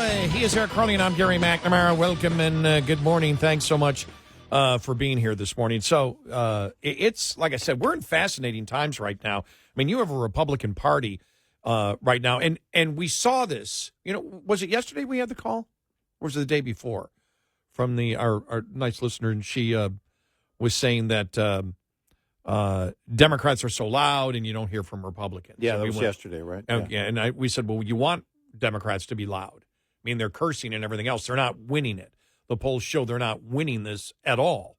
And obviously they're not winning it because They're not talking about any specifics. They're just screaming in generalities that it's a constitutional crisis. How? They won't explain why it's a constitutional crisis. They can't do it. Legally, they can't do it. In fact, coming up in the bottom of the hour, Byron York from the Washington Examiner points out that even these judges, where they got the information, was basically source stories from liberal media.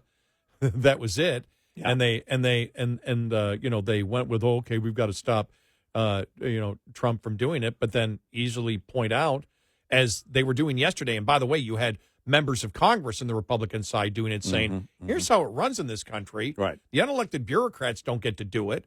And he talks about how Trump argued it very clearly to this one judge, saying, political actors, like, what are you talking about?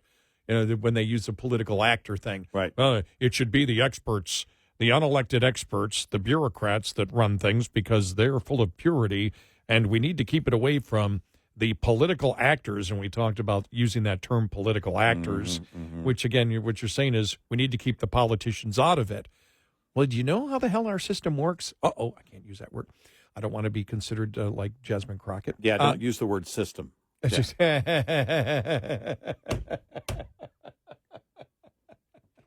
oh, my gosh.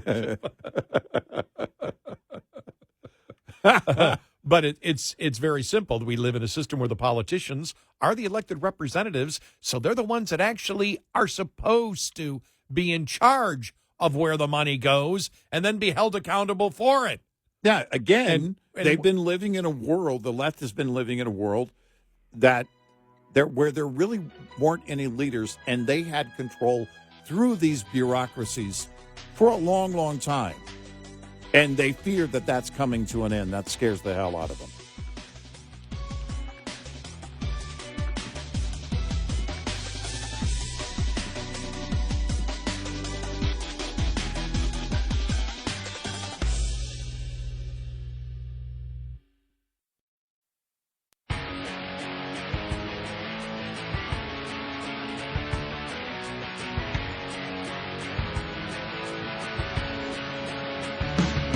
You're listening to Red Eye Radio from the Uniden America Studios. It's Red Eye Radio. He is Eric Harley, and I'm Gary McNamara. Welcome and good morning. All right, let's get to some audio here. This is Senator John Kennedy. And I know there were other members of Congress speaking out loudly in favor of what Elon Musk is doing for Trump. But I was just hoping maybe there'd be a bong comment or something from Put the bong down. Senator Kennedy. Yeah. So we got to make sure we save those two, right? Yeah. Yeah. Schumer with the arousal. Yeah. And then Kennedy with the, what went on? See us in December. What went on in the Senate this year? Put the bong down. People are aroused. I've never seen people more aroused. They're very aroused. Put down the bong. That's the order we have to play it in. Yeah. All right. Yeah. They're very. It's going to have to be that. And then he comes in. Put down the bong. The kids are going, what are you talking about? Right. Excuse me, young adults. Not Right. kids. What is a bong? Bong? It's What's don't you just eat it? Right. Give me a cookie. They don't vape? What is a bong? And they shared it? Ooh. Ew. Do you wear a mask? Right. Exactly. What? No, that filters out the good stuff. You all use the same one? What? What? And you did what with the water afterwards? Yeah. What? What did Fauci say about that? You're not supposed to share it. Don't share it. Don't share your bong. Yeah. Yeah, there's some bat soup for you. Oh, my gosh. Kennedy the other day, that was the funniest dang thing ever. Because I wasn't expecting it. Put the You bong weren't expecting it. Yeah, exactly. Hey, yes, he was talking to liberals. Put the bong down. Put the bong down. All right, here he is on DOGE. I'm unapologetically with Trump and Musk. Now, among the blue hairs and the opinion writers in Washington, we're losing. We're winning with the American people. And I think, Bill and Dana, the big picture should not go unnoticed. Some people, mostly my Democratic colleagues, have chosen to support the bureaucracy and the spending porn over the American taxpayer. These are the same folks who chose to support illegal immigration over the rule of law, who chose to support teachers' unions over schools and kids, who chose to support criminals over crime victims, who chose to support transgender athletes over women's sports, frankly, who chose to support Hamas over Israel. Now, they think they're winning, and they may be in the bubble of Washington, but not among the taxpayers. When they tell me, well, we think we're winning, I tell them, sure, and be on the lookout for flying pigs.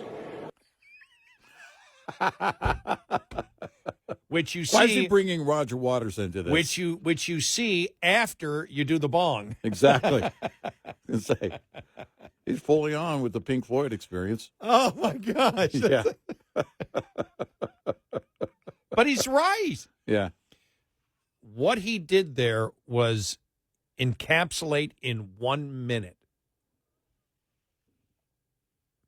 everything to an independent out there or a Democrat, what the Democrats have done and what the Democrats are for and what the Republicans are against. Right. Well, and it was far too long, the left has made the right look extreme. Now, not to us, but successfully made it look extreme to, I'd say, moderates, maybe some independents. And now the left is clearly the radical as they've been for a long, long time, if you were just actually looking with honest eyes. And the right really doesn't have to do anything but point. And that's a big, big problem for the left. And you have people on the left saying that, acknowledging that that's their biggest problem right now, is how radical they are. And you heard Kennedy say, unapologetic. There is something to this, I don't know, renewed permission, feeling it's okay. We've talked about this before recently. When you look at the people that were standing up there, the people that were there on Inauguration Day, Zuckerberg wasn't about to be there 9 years ago when Trump was first sworn in, when he was sworn in the first time around. He wasn't about to be, I guess it was 7 years ago. He wasn't about to, 8 years ago, whenever it was. He wasn't about to have the left come down on him. When you see this awakening of, I don't know, how many on the left, there is that feeling that they don't have to hide anymore. Mark Pincus, I think, summed it up as one great example. He was being told, well, nobody wants to hear, by his own people, nobody wants to hear your opinion, nobody, and then all of a sudden he started putting his opinion out there, right? And then he felt angry at himself for buying into the lies as he learned more and more of the truth. Well, what you're seeing with the GOP is a lot like that. The left media will make a lot about how J.D. Vance said this about Trump back in 2016, or Marco Rubio said this about, or DeSantis said this about Trump. Well, it's not just the fact that politics makes strange bedfellows. It really is about a change in all of those involved, including Trump, and also a change in what has happened, the reality that people have had to face since Trump was first in office. All of these things that become a whole new reality. And when Kennedy says unapologetic, that's what you see now in the Trump nominees for his cabinet. You see that in all of his surrogates, because there isn't this feeling where you need to walk on eggshells. We didn't ever feel that, but far too many within the GOP did for far too long. They had to pare down their thoughts and really soften their words. Well, you're just rolling over. You're just laying down and waiting for the left to take it from you. And I'll be damned if they take it from me. And you feel alone. Conservatives didn't really have any voices, but now you see things being done. And it may not be 100% of what I want done, but things are actually getting done, and you have people who aren't going to apologize. As he said, I'm unapologetic. We never should feel like we have to apologize for bringing sanity back and bringing liberty back and bringing free speech back and bringing the truth back at every turn. Ever. We shouldn't have to feel like we need to apologize and try and appease in some way to reach out and reach across the I'm done and was done with that a long time ago. And every time it happened, it was someone on the right reaching across the aisle to someone on the left. That doesn't need to happen ever again. And the radicals can cry and shout as much as they want to. But they lost, and they lost for a reason. And they're going to keep losing because this heat is building within them. They don't know how to change. They can't. Well, they don't know how to change. They embrace radical legislation, radical views, and the Republican Party and Trump. And I'll say it again, it's something that we've been pounding on. You take the 5, 6, 7, 8 issues out there that you have slam dunk on, and you've had slam dunk on these issues for a while, and you pound them. It's exactly what Trump is doing. You've heard the whole 80-20 concept now over the last week. Trump is simply taking these issues where it's 80-20 in his favor and pounding them. Mm-hmm. It's like, yeah, that's what you do. That's how you win. Yep. It's about the issues. And the Democrats refuse. They refuse to want to believe, or they refuse just to look at a political party and say, we've got to unite on issues, and we're losing on the issues. We're taking radical viewpoints that 80% of the public doesn't agree with, and frankly, it makes us look crazy. Yeah. And we know it, and this goes back a few years because it was 2018? Was it 2018 with the, or 2020 with, what's her name from Claire McCaskill? Oh, that was 2018, right? Well, whatever it was, whenever she lost. Yeah. And she put out the ad, that I'm not one of the, it was actors. Mm-hmm. She's not one of those crazy Democrats. Yeah. And we went at that point, we went, wow, she put that in that ad. She put that in that ad because she was desperate, and that's the feedback that she was getting from the focus groups, that the Democrats are crazy. Yep. And she's not. And then since that point, since she's been out of office, she's become the crazy Democrat. Exactly. And that's, again, they cannot change. The party can't change because the radicals won't let them change. But you're part of building, you're one of the architects in building this radical base, or you're a radical yourself. Or both. And you can't dismantle that. That's 2018. Yeah. I just verified 28. Mm-hmm. Wow. Mm-hmm. Wow. Yeah. And it seems like it was because we tore it down. We said, wait a minute, why are they using that language in that ad? Because their call out research brought those words, crazy Democrats, back to the table every single time. Well, the people think the Democrats are crazy. So we need somehow to say she's not one of those crazy Democrats. We'll get a couple of actors, voice actors too. Hey, Bob. Hi, Larry. How's it going? The lawn looks nice. Who are you voting for? Claire McCaskill. She's not one of those crazy Democrats. Never mind, it's the same person doing both voices. You ever notice that? No, I haven't. That's basically the ad. And that's, it's just always cheesy. Hi, Larry. The lawn looks great. Yeah, Kentucky bluegrass there? Or is that... I'm using more manure. Are we still talking about your lawn? And those are those crazy Democrats. Exactly. Picking up manure. Let's promote Claire McCaskill. Well, it's an interesting word. You have ma, and then you have... Oh, okay, that's I'm sorry, I'm doing a Seinfeld bit again. Yeah, well. 866-90-RED-EYE. Get in touch with Red Eye Radio, toll free at 866-90-RED-EYE.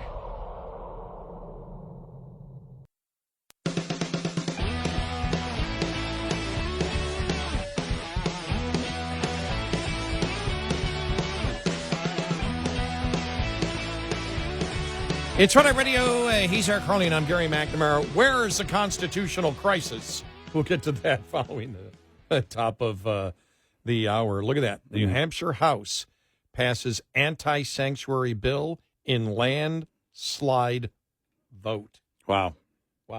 Department of Education urges NCAA to restore to female athletes the record stolen by men.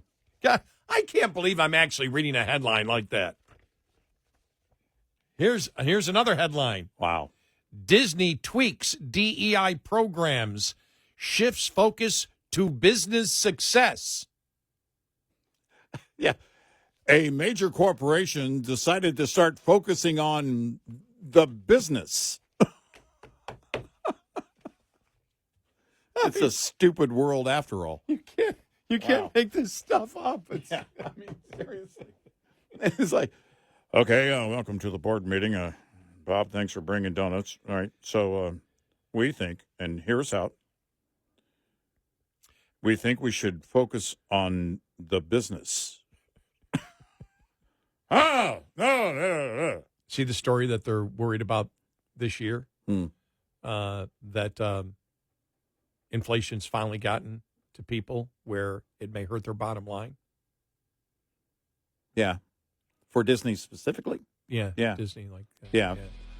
No, I mean, that's... I'm visiting the parks. The parks, yeah. I think that's one of those luxuries, unless you live nearby and can get a deal on tickets, right? It's not going to be as much of a destination because, man, it's costly.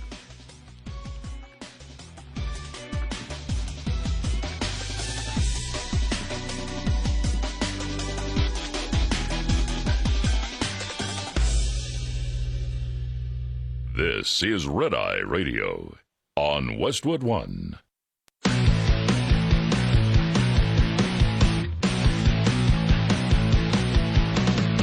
Now, it's Red Eye Radio. Gary McNamara and Eric Harley talk about everything from politics to social issues and news of the day. Whether you're up late or you're just starting your day, welcome to the show. From the Uniden America Studios, this is Red Eye Radio. All across America, we are Red Eye Radio. He is Eric Harley, and I'm Gary McNamara. Good morning. Well, it seems like every day now, Elon Musk is posting something from Milton Friedman. I love it. On X. I love it. Here's what he posted yesterday. In fact, we played what he on yesterday's show. We played what he played the day before. Mm-hmm. What he posted. Excuse me. Here it is. Because otherwise, government will spend it. History shows definitely that the government will spend whatever the tax system will yield, plus as much more as it can get away with. And now, government is too big. its programs aren't working. It's doing far more harm than good. We don't need any additional government programs. We need to get rid of the ones that aren't working. That's almost a half century ago. I was going to say. He saw it then, and a lot of us did. Reagan saw it. There are so many people that saw this back then. My gosh, if they could only see it today. I just love it. If Milton Friedman were alive, he would be with Elon Musk on DOGE. That would be a must. And this is the way it should be. This is your taxpayer money. I don't care who you are. This is your taxpayer money. And you have to ask, what are you getting in return? You know, this whole idea that they build on, it's always this noble premise. And they're trying to resell the whole thing on USAID again. You know, Kennedy put it in place. And? Well, look at all the work. We have pictures of the logo in other parts of the world. So? Tell me what it is. Tell me what it does. And I think this is where the American people are. If the people learn how many employees USAID has, how many people knew that? Do you know how big it is? Do you know how posh this organization is? And do you know what your money is going to? Every single paycheck, your money is going out, and it's funding all of these things. Where's there been any kind of return? What do they always say? Well, we need to invest more and invest. They always say invest in education. More in education. And what has it gotten you? Where's it gotten us? Well, when you look at also the fact that, you know, and the left never will address this whatsoever, I would like to hear DOGE address this, that all these insane things that are being, all these insane ideas, programs, the waste, the fraud out there is being supported by your children, your grandchildren, and your great-grandchildren. They're paying for it. Mm-hmm, mm-hmm. They have to pay for it. Right.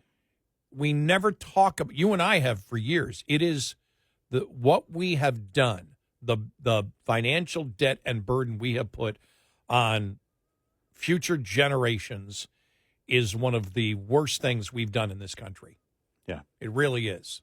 Yep. One of the worst things we've done because, you know, you and I, we've talked about this, when we kid about tax policy, and I kid about the only thing I want is no taxes on Social Security because I'll be collecting in October. Yeah, you're kidding about that. Well, no, I'm kidding that's the only thing that I'm concerned about. I'm not concerned about that at all. What I'm concerned about is future generations. Yeah. I want future generations to have the opportunities that I have had. I want them to live with the same freedoms that I've had. I'm I'm not at the beginning or even middle of my life. I hate to say, well, let me say, how can I put this? I'm at the closing third. At the closing third, that means I'll make it to 100. We'll borrow from the village. You're at the age of which we do not speak. The age we do not speak of. So back to the village again we go. And I've thought this, because that's the first thing that I was exposed to when I became a talk show host was a national debt. That was the first protest that I was a part of. Yeah. That our listeners were a part of. I had joined the show, and the listeners already were, you got to come out and do this. And it was, the clean sweep of Congress, which apparently didn't happen. Right. But everybody out there with brooms, a clean sweep because the debt's getting too high. Big Broom made a lot of money off that. I think that would have been 1990, the spring of 1990 or the fall of 89. I can't remember when it was. And so you look at it now, but what we have done is we put a horrible burden on future generations. Yeah. You've seen what the spending did with inflation. Think about what the repercussions are going to be if we don't get it under control in the next 20 years. Mm. And so you've got to do something drastic, and that's what they're doing. I want to play Elon Musk here because this was really amazing. I was talking the other day to you, and I said, Trump has changed. There are major changes in Trump. I do think, he golfed with DeSantis a couple of weeks ago. Yeah. I think he's learning from other people. I think he's learning from DeSantis. Get up there, talk the specifics of the issues and what you're going to do, and bring up the people that are knowledgeable. Watching Trump sitting down, looking almost with admiration to Elon Musk. Mm-hmm. Is that using the right word? Well, no, it is, and I think it's genuine. By the way, yeah, it's genuine. It is not. It is not the photo op right. look. No egos in the way. And when I say, he had, I think he went golfing with DeSantis or whatever, and they had a great conversation. To put that all aside, because there are a lot of big egos there, and Trump's not the only one that probably has a big ego. You get into politics and you have a big ego. To see them all put that aside and say, what can we learn from each other? How can we help each other? And that's what they're doing here, because we agree on most of these same issues. And on this issue, we fully agree. And for him to bring Musk up there and just talk with reporters. And then you've got the liberals saying, there's no transparency. And people turn on, they go, what the hell are you talking about? There's no transparency. With Biden, there was no transparency. Here there is. But here's Musk yesterday, just part of what he had to say with Trump at the White House. So if there's not a good feedback loop from the people to the government, and if you have rule of the bureaucrat, if the bureaucracy is in charge, and then what meaning does democracy actually have? If the people cannot vote and have their will be decided by their elected representatives in the form of the president and the Senate and the House, then we don't live in a democracy. We live in a bureaucracy. So it's incredibly important that we close that feedback loop, we fix that feedback loop, and that the public's elected representatives, the president, the House, and the Senate, decide what happens, as opposed to a large unelected bureaucracy. What was the argument that the Democrats used to counter that yesterday? None. Yeah, no, None. I mean, there was none. No, they screamed for how long the threat to democracy, and in recent days, constitutional crisis. Actually, this is exactly the way it should be going. There should be an insistence. We should raise an eyebrow when there isn't a full-time audit of what's going on inside these bureaucracies and also why they exist at every turn. And that's, I don't know if you can find something bigger. You said this earlier in the show, I didn't expect this either. Because the left, this is the great thing, the left's response turned it into something that we've said was going to happen. The truth is going to rise to the surface, because if you respond to it the way they did, then it has to be hashed out, fact-checked, and everything else. And again, you are the media. And people look into this and it's, well, yeah, why weren't we doing this sooner? Yeah. And this is the way it's supposed to be, because these bureaucracies can create the rules on their own. They can decide on their own. They can act on their own. And very little, if any, oversight. And in some cases, no oversight whatsoever. And it's done, which means agenda is carried out through these bureaucracies. And we've known this. People have complained about this. But watching it be dismantled and watching the roof come off of this and all of the sun shining on top of it exposes it to everybody for the real problem that it is. It's been festering for a long time. It's like, yeah, I gotta go clean out that shed in the backyard, but then you open the door and it's like, oh my gosh. This is what's happening right now, and it should be on everybody's radar. It should be a problem when we have bureaucracies spending countless amounts of money, and again, in some cases, no reference as to how it's being spent, who it's being sent to, money being sent to. And the left is losing their ever-loving mind because they understand their agenda requires bureaucracy to be fully in place and in this mode of spending money. This is redistributive rights right here, something Obama wanted to do, something the left has wanted to do for the longest time, but it's been happening right here under our noses, and nobody wanted to audit this, and now we are. I think part of it comes from Trump learning the lesson of his first term, when he realized the entire bureaucracy was against him. Yeah. And their only goal, whether it was the FBI, the intelligence agencies, it was, we need to get this guy out. And those were the entrenched bureaucrats that were in there saying, we've taken sides where we're going to do everything we can to destroy this presidency. Right. And I think he learned that across the board because he felt it from law enforcement. And then he went, my God, it's entrenched across the entire spectrum. Everything that we spend our money on, what are we spending it on? Are we spending it to promote our values and the things that we believe in? Are we really spending it when it comes, we use foreign aid, for example, for things that are really in the best interest of the United States? Right. Right.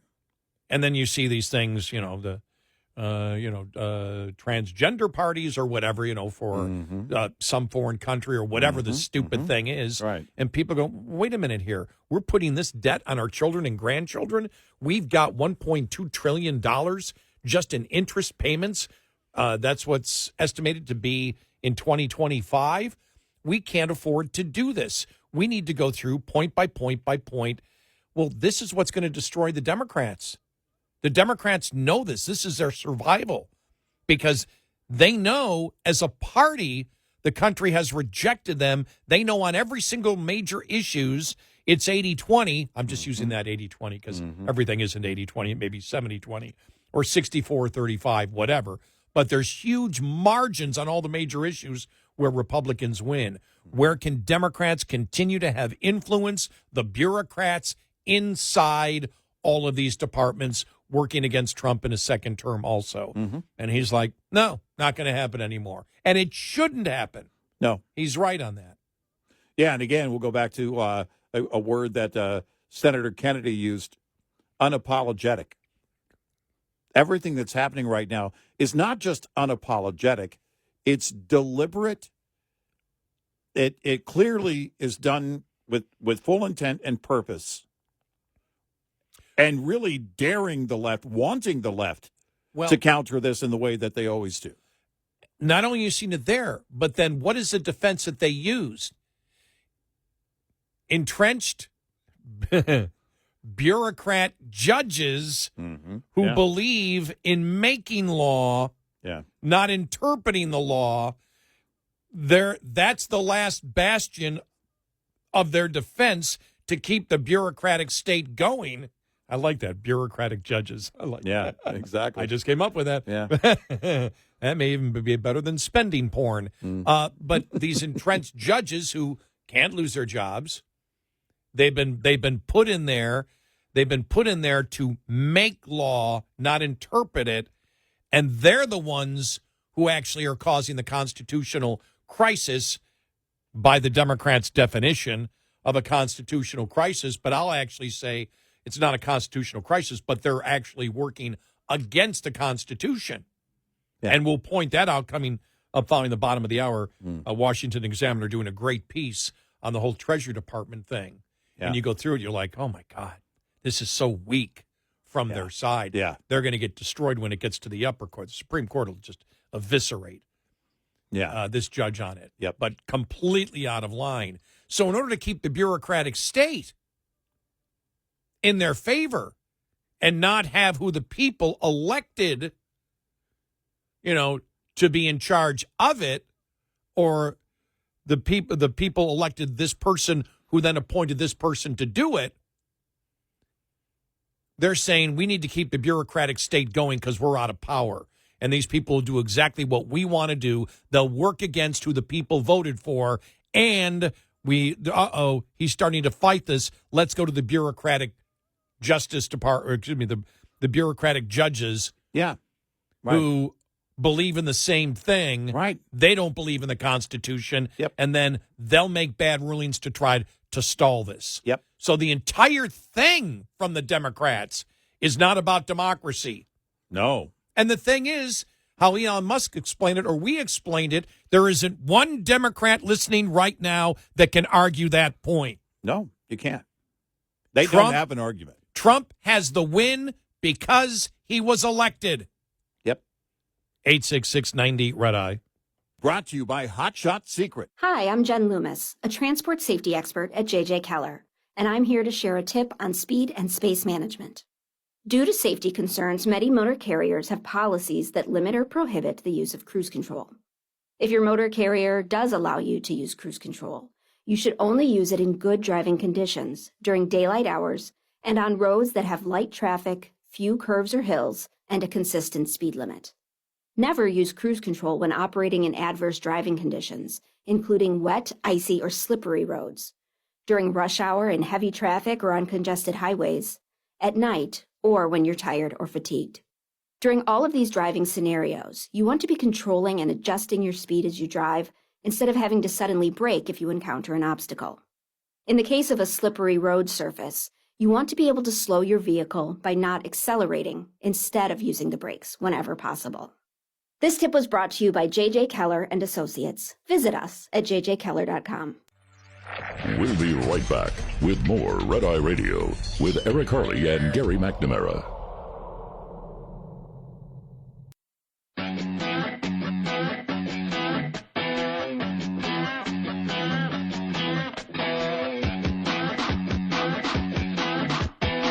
It's Red Eye Radio. He's Eric Harley, and I'm Gary McNamara. I found this after we had, and this goes back about 15 minutes ago, we were talking about just how impressive it was, Elon Musk and Trump in the office. It was like, right. Wow. Wait till you hear. We'll have the audio coming up following the bottom of the hour. You won't want to miss it. What Chris Cuomo had to say. What is going on? I don't know. There's some kind of drug. Well, wait a minute. Is it the antidote to Trump derangement syndrome? Has somebody secretly slipped into the water the antidote? Wow. To some liberals and they're waking up? Wow. Yeah. Makes you wonder, right? I like that idea.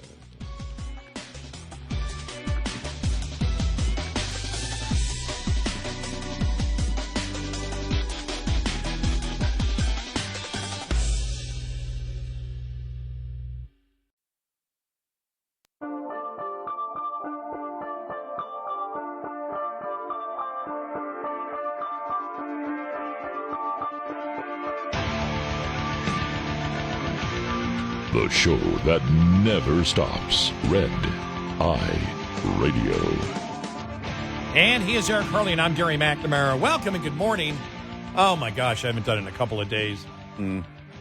I just happened to see one headline on social media, so I decided to go to the front page of the Babylon Bee. All right, what do you got? Just the headlines. Democrats warn that abolishing Department of Education could result in kids being too smart to vote for Democrats.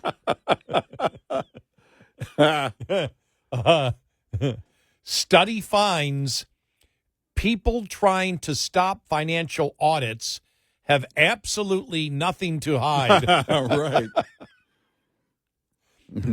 Soros-funded judge vows to keep billionaire influence out of politics. Yeah. Hamas gets Biden-appointed judge to overturn Trump's order to release hostages. Wow. Yeah. Oh, my. And a couple of more here. Let me see. Where was it? Where was the one I was looking at that was great? Here it is. PBS drops DEI. Announces Bert and Ernie are now straight. My favorite one of the week, though. I don't know why. It just because they used Bruce Springsteen, but it was a subscriber, not actually a Babylon Bee one, but one of the people that subscribers put it in there. Springsteen to headline USAID aid fundraiser concert. Yeah, right. Yeah, it's oh my gosh. Yeah, that's great work. It is insane to look at everything right now. You mentioned Chris Cuomo going into the break. There is something that's happening. There is still plenty of the Trump derangement syndrome that's going on. But wow, have those people been completely compartmentalized and have become, it's almost like they're all standing inside this glass bubble, and we're all on the outside eating popcorn, looking at them going, all right, keep your crying going. Go ahead. Scream all you want. And nobody's actually hearing them. And I think that has to be maddening for them because they used to be the ones that got all the attention. They did for the longest time. And now it really is like they're just on full display. We're all looking at them going, all right. If Democrats scream and curse in the Beltway, does anybody hear them? Right. And nobody cares.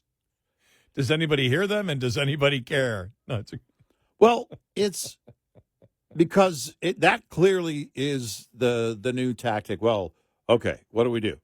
We're taking it to the streets. Well, all right, and nobody showed up for that. Okay, what else? We're going to curse. Okay. Is cursing a thing? No, but we'll make it a thing.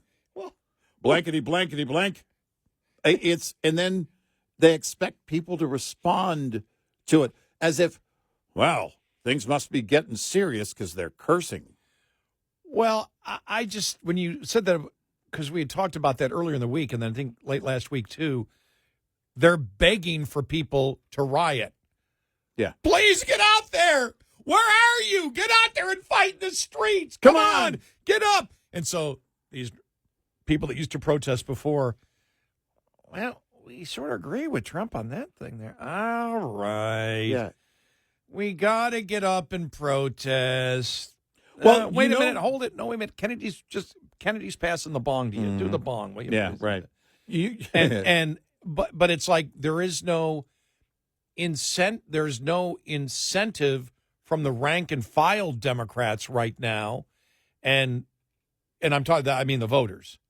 You just don't. I don't hear anything. I don't see anything. I see it on X, but I'm talking about friends and acquaintances that were lifelong liberals and lifelong Democrats. The lifelong Democrats that I know that I've known for decades, that probably more the debate was back in the 80s and 90s and 70s, 80s and 90s when I would do more of the discussion with them, where we should be spending money on. Yeah. And they were all crazy about Obama. And then they went crazy about Trump for a while, then went quiet, and then were completely quiet during the Biden administration. Yeah. They were completely quiet. Right. And I think part of that was because of the COVID rules and everything else. They started going, what the hell's going on here? And now what we've learned.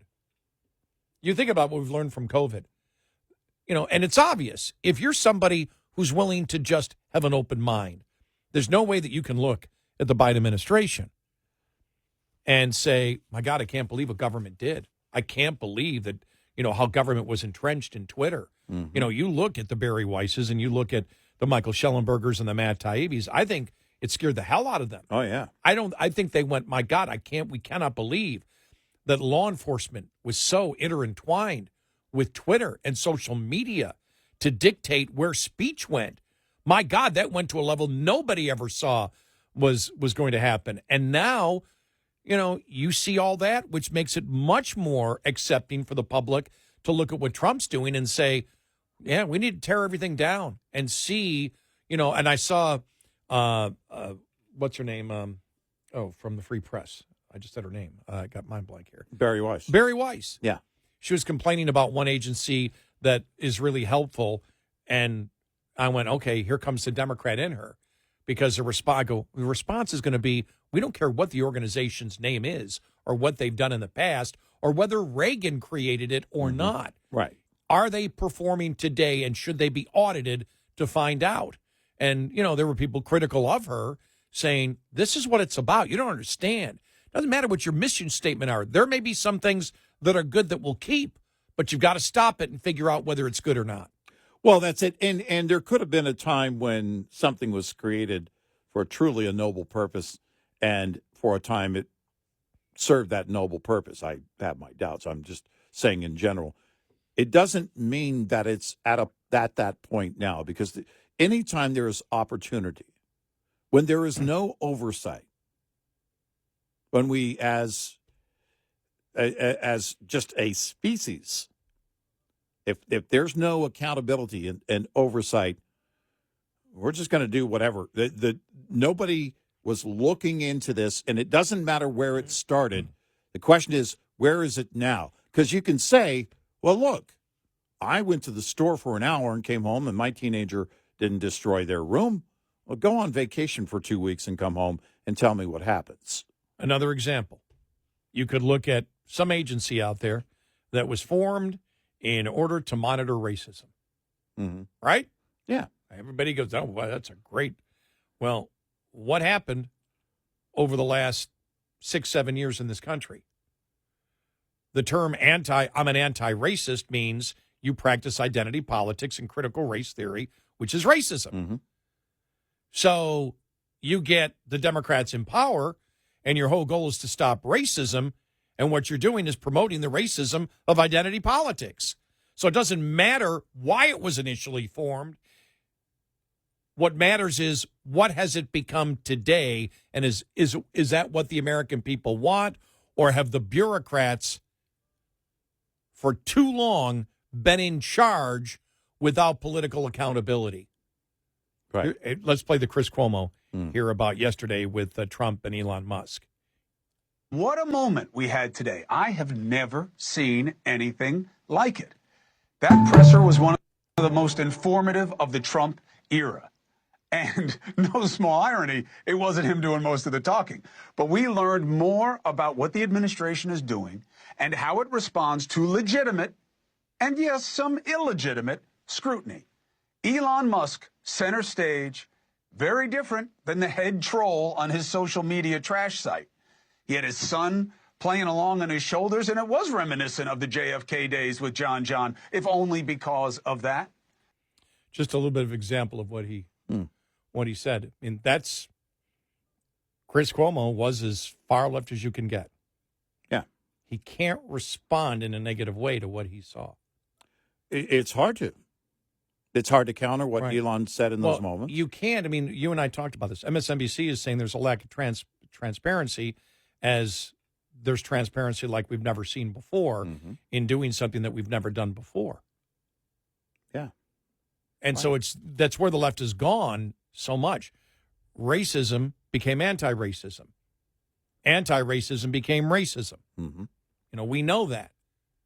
We talk about this, how the definitions, were changed. Transparency is not being transparent. And not being transparent is transparency to the Democrats. Right.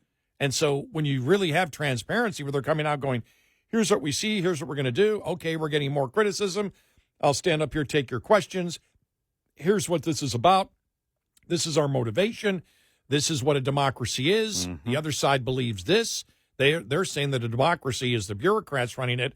We say It's the elected representative of the people in the election process. Otherwise, it's not a democracy if that's not what you believe, which attacks directly what the Democrats have been trying to promote over the last week, that this going on is an exercise in is an democratic exercise, which it's not. It's completely the opposite.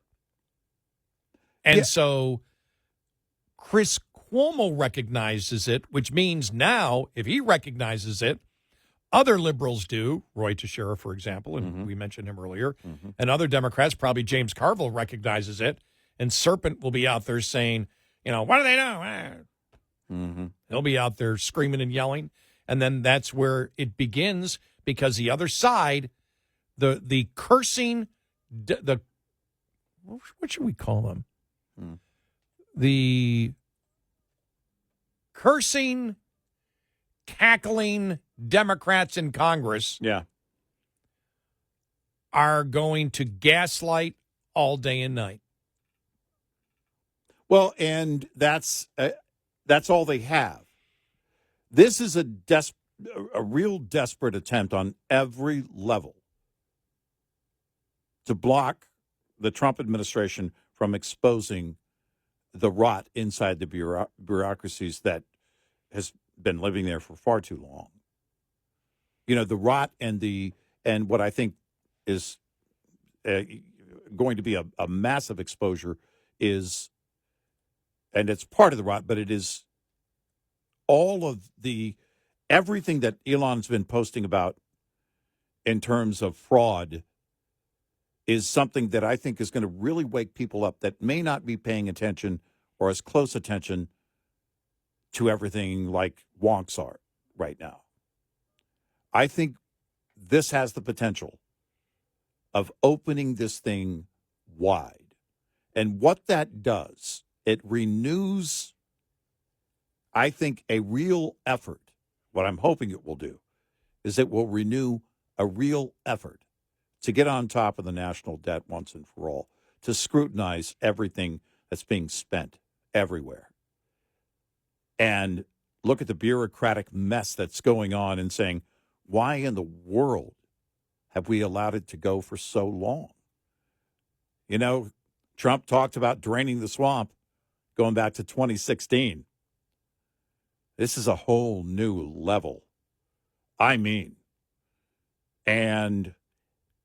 it's kind of scary thinking about the massive can of worms that we're about to see opened, and ultimately will be a great thing. It should be exposed.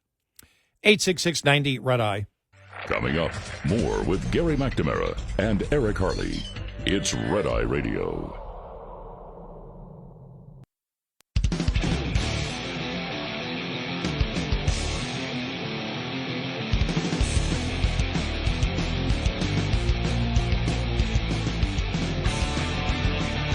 It's Red Eye Radio. He is Eric Harley, and I'm Gary McNamara. Welcome and good morning.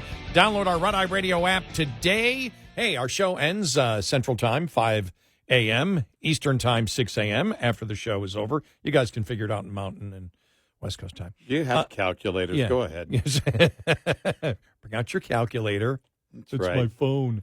Right. And after our show's over, we record the entire show. Then it becomes our podcast. And if for some reason you can't listen to one of our great radio stations overnight while you're doing something, you can we stream on our app all 5 hours.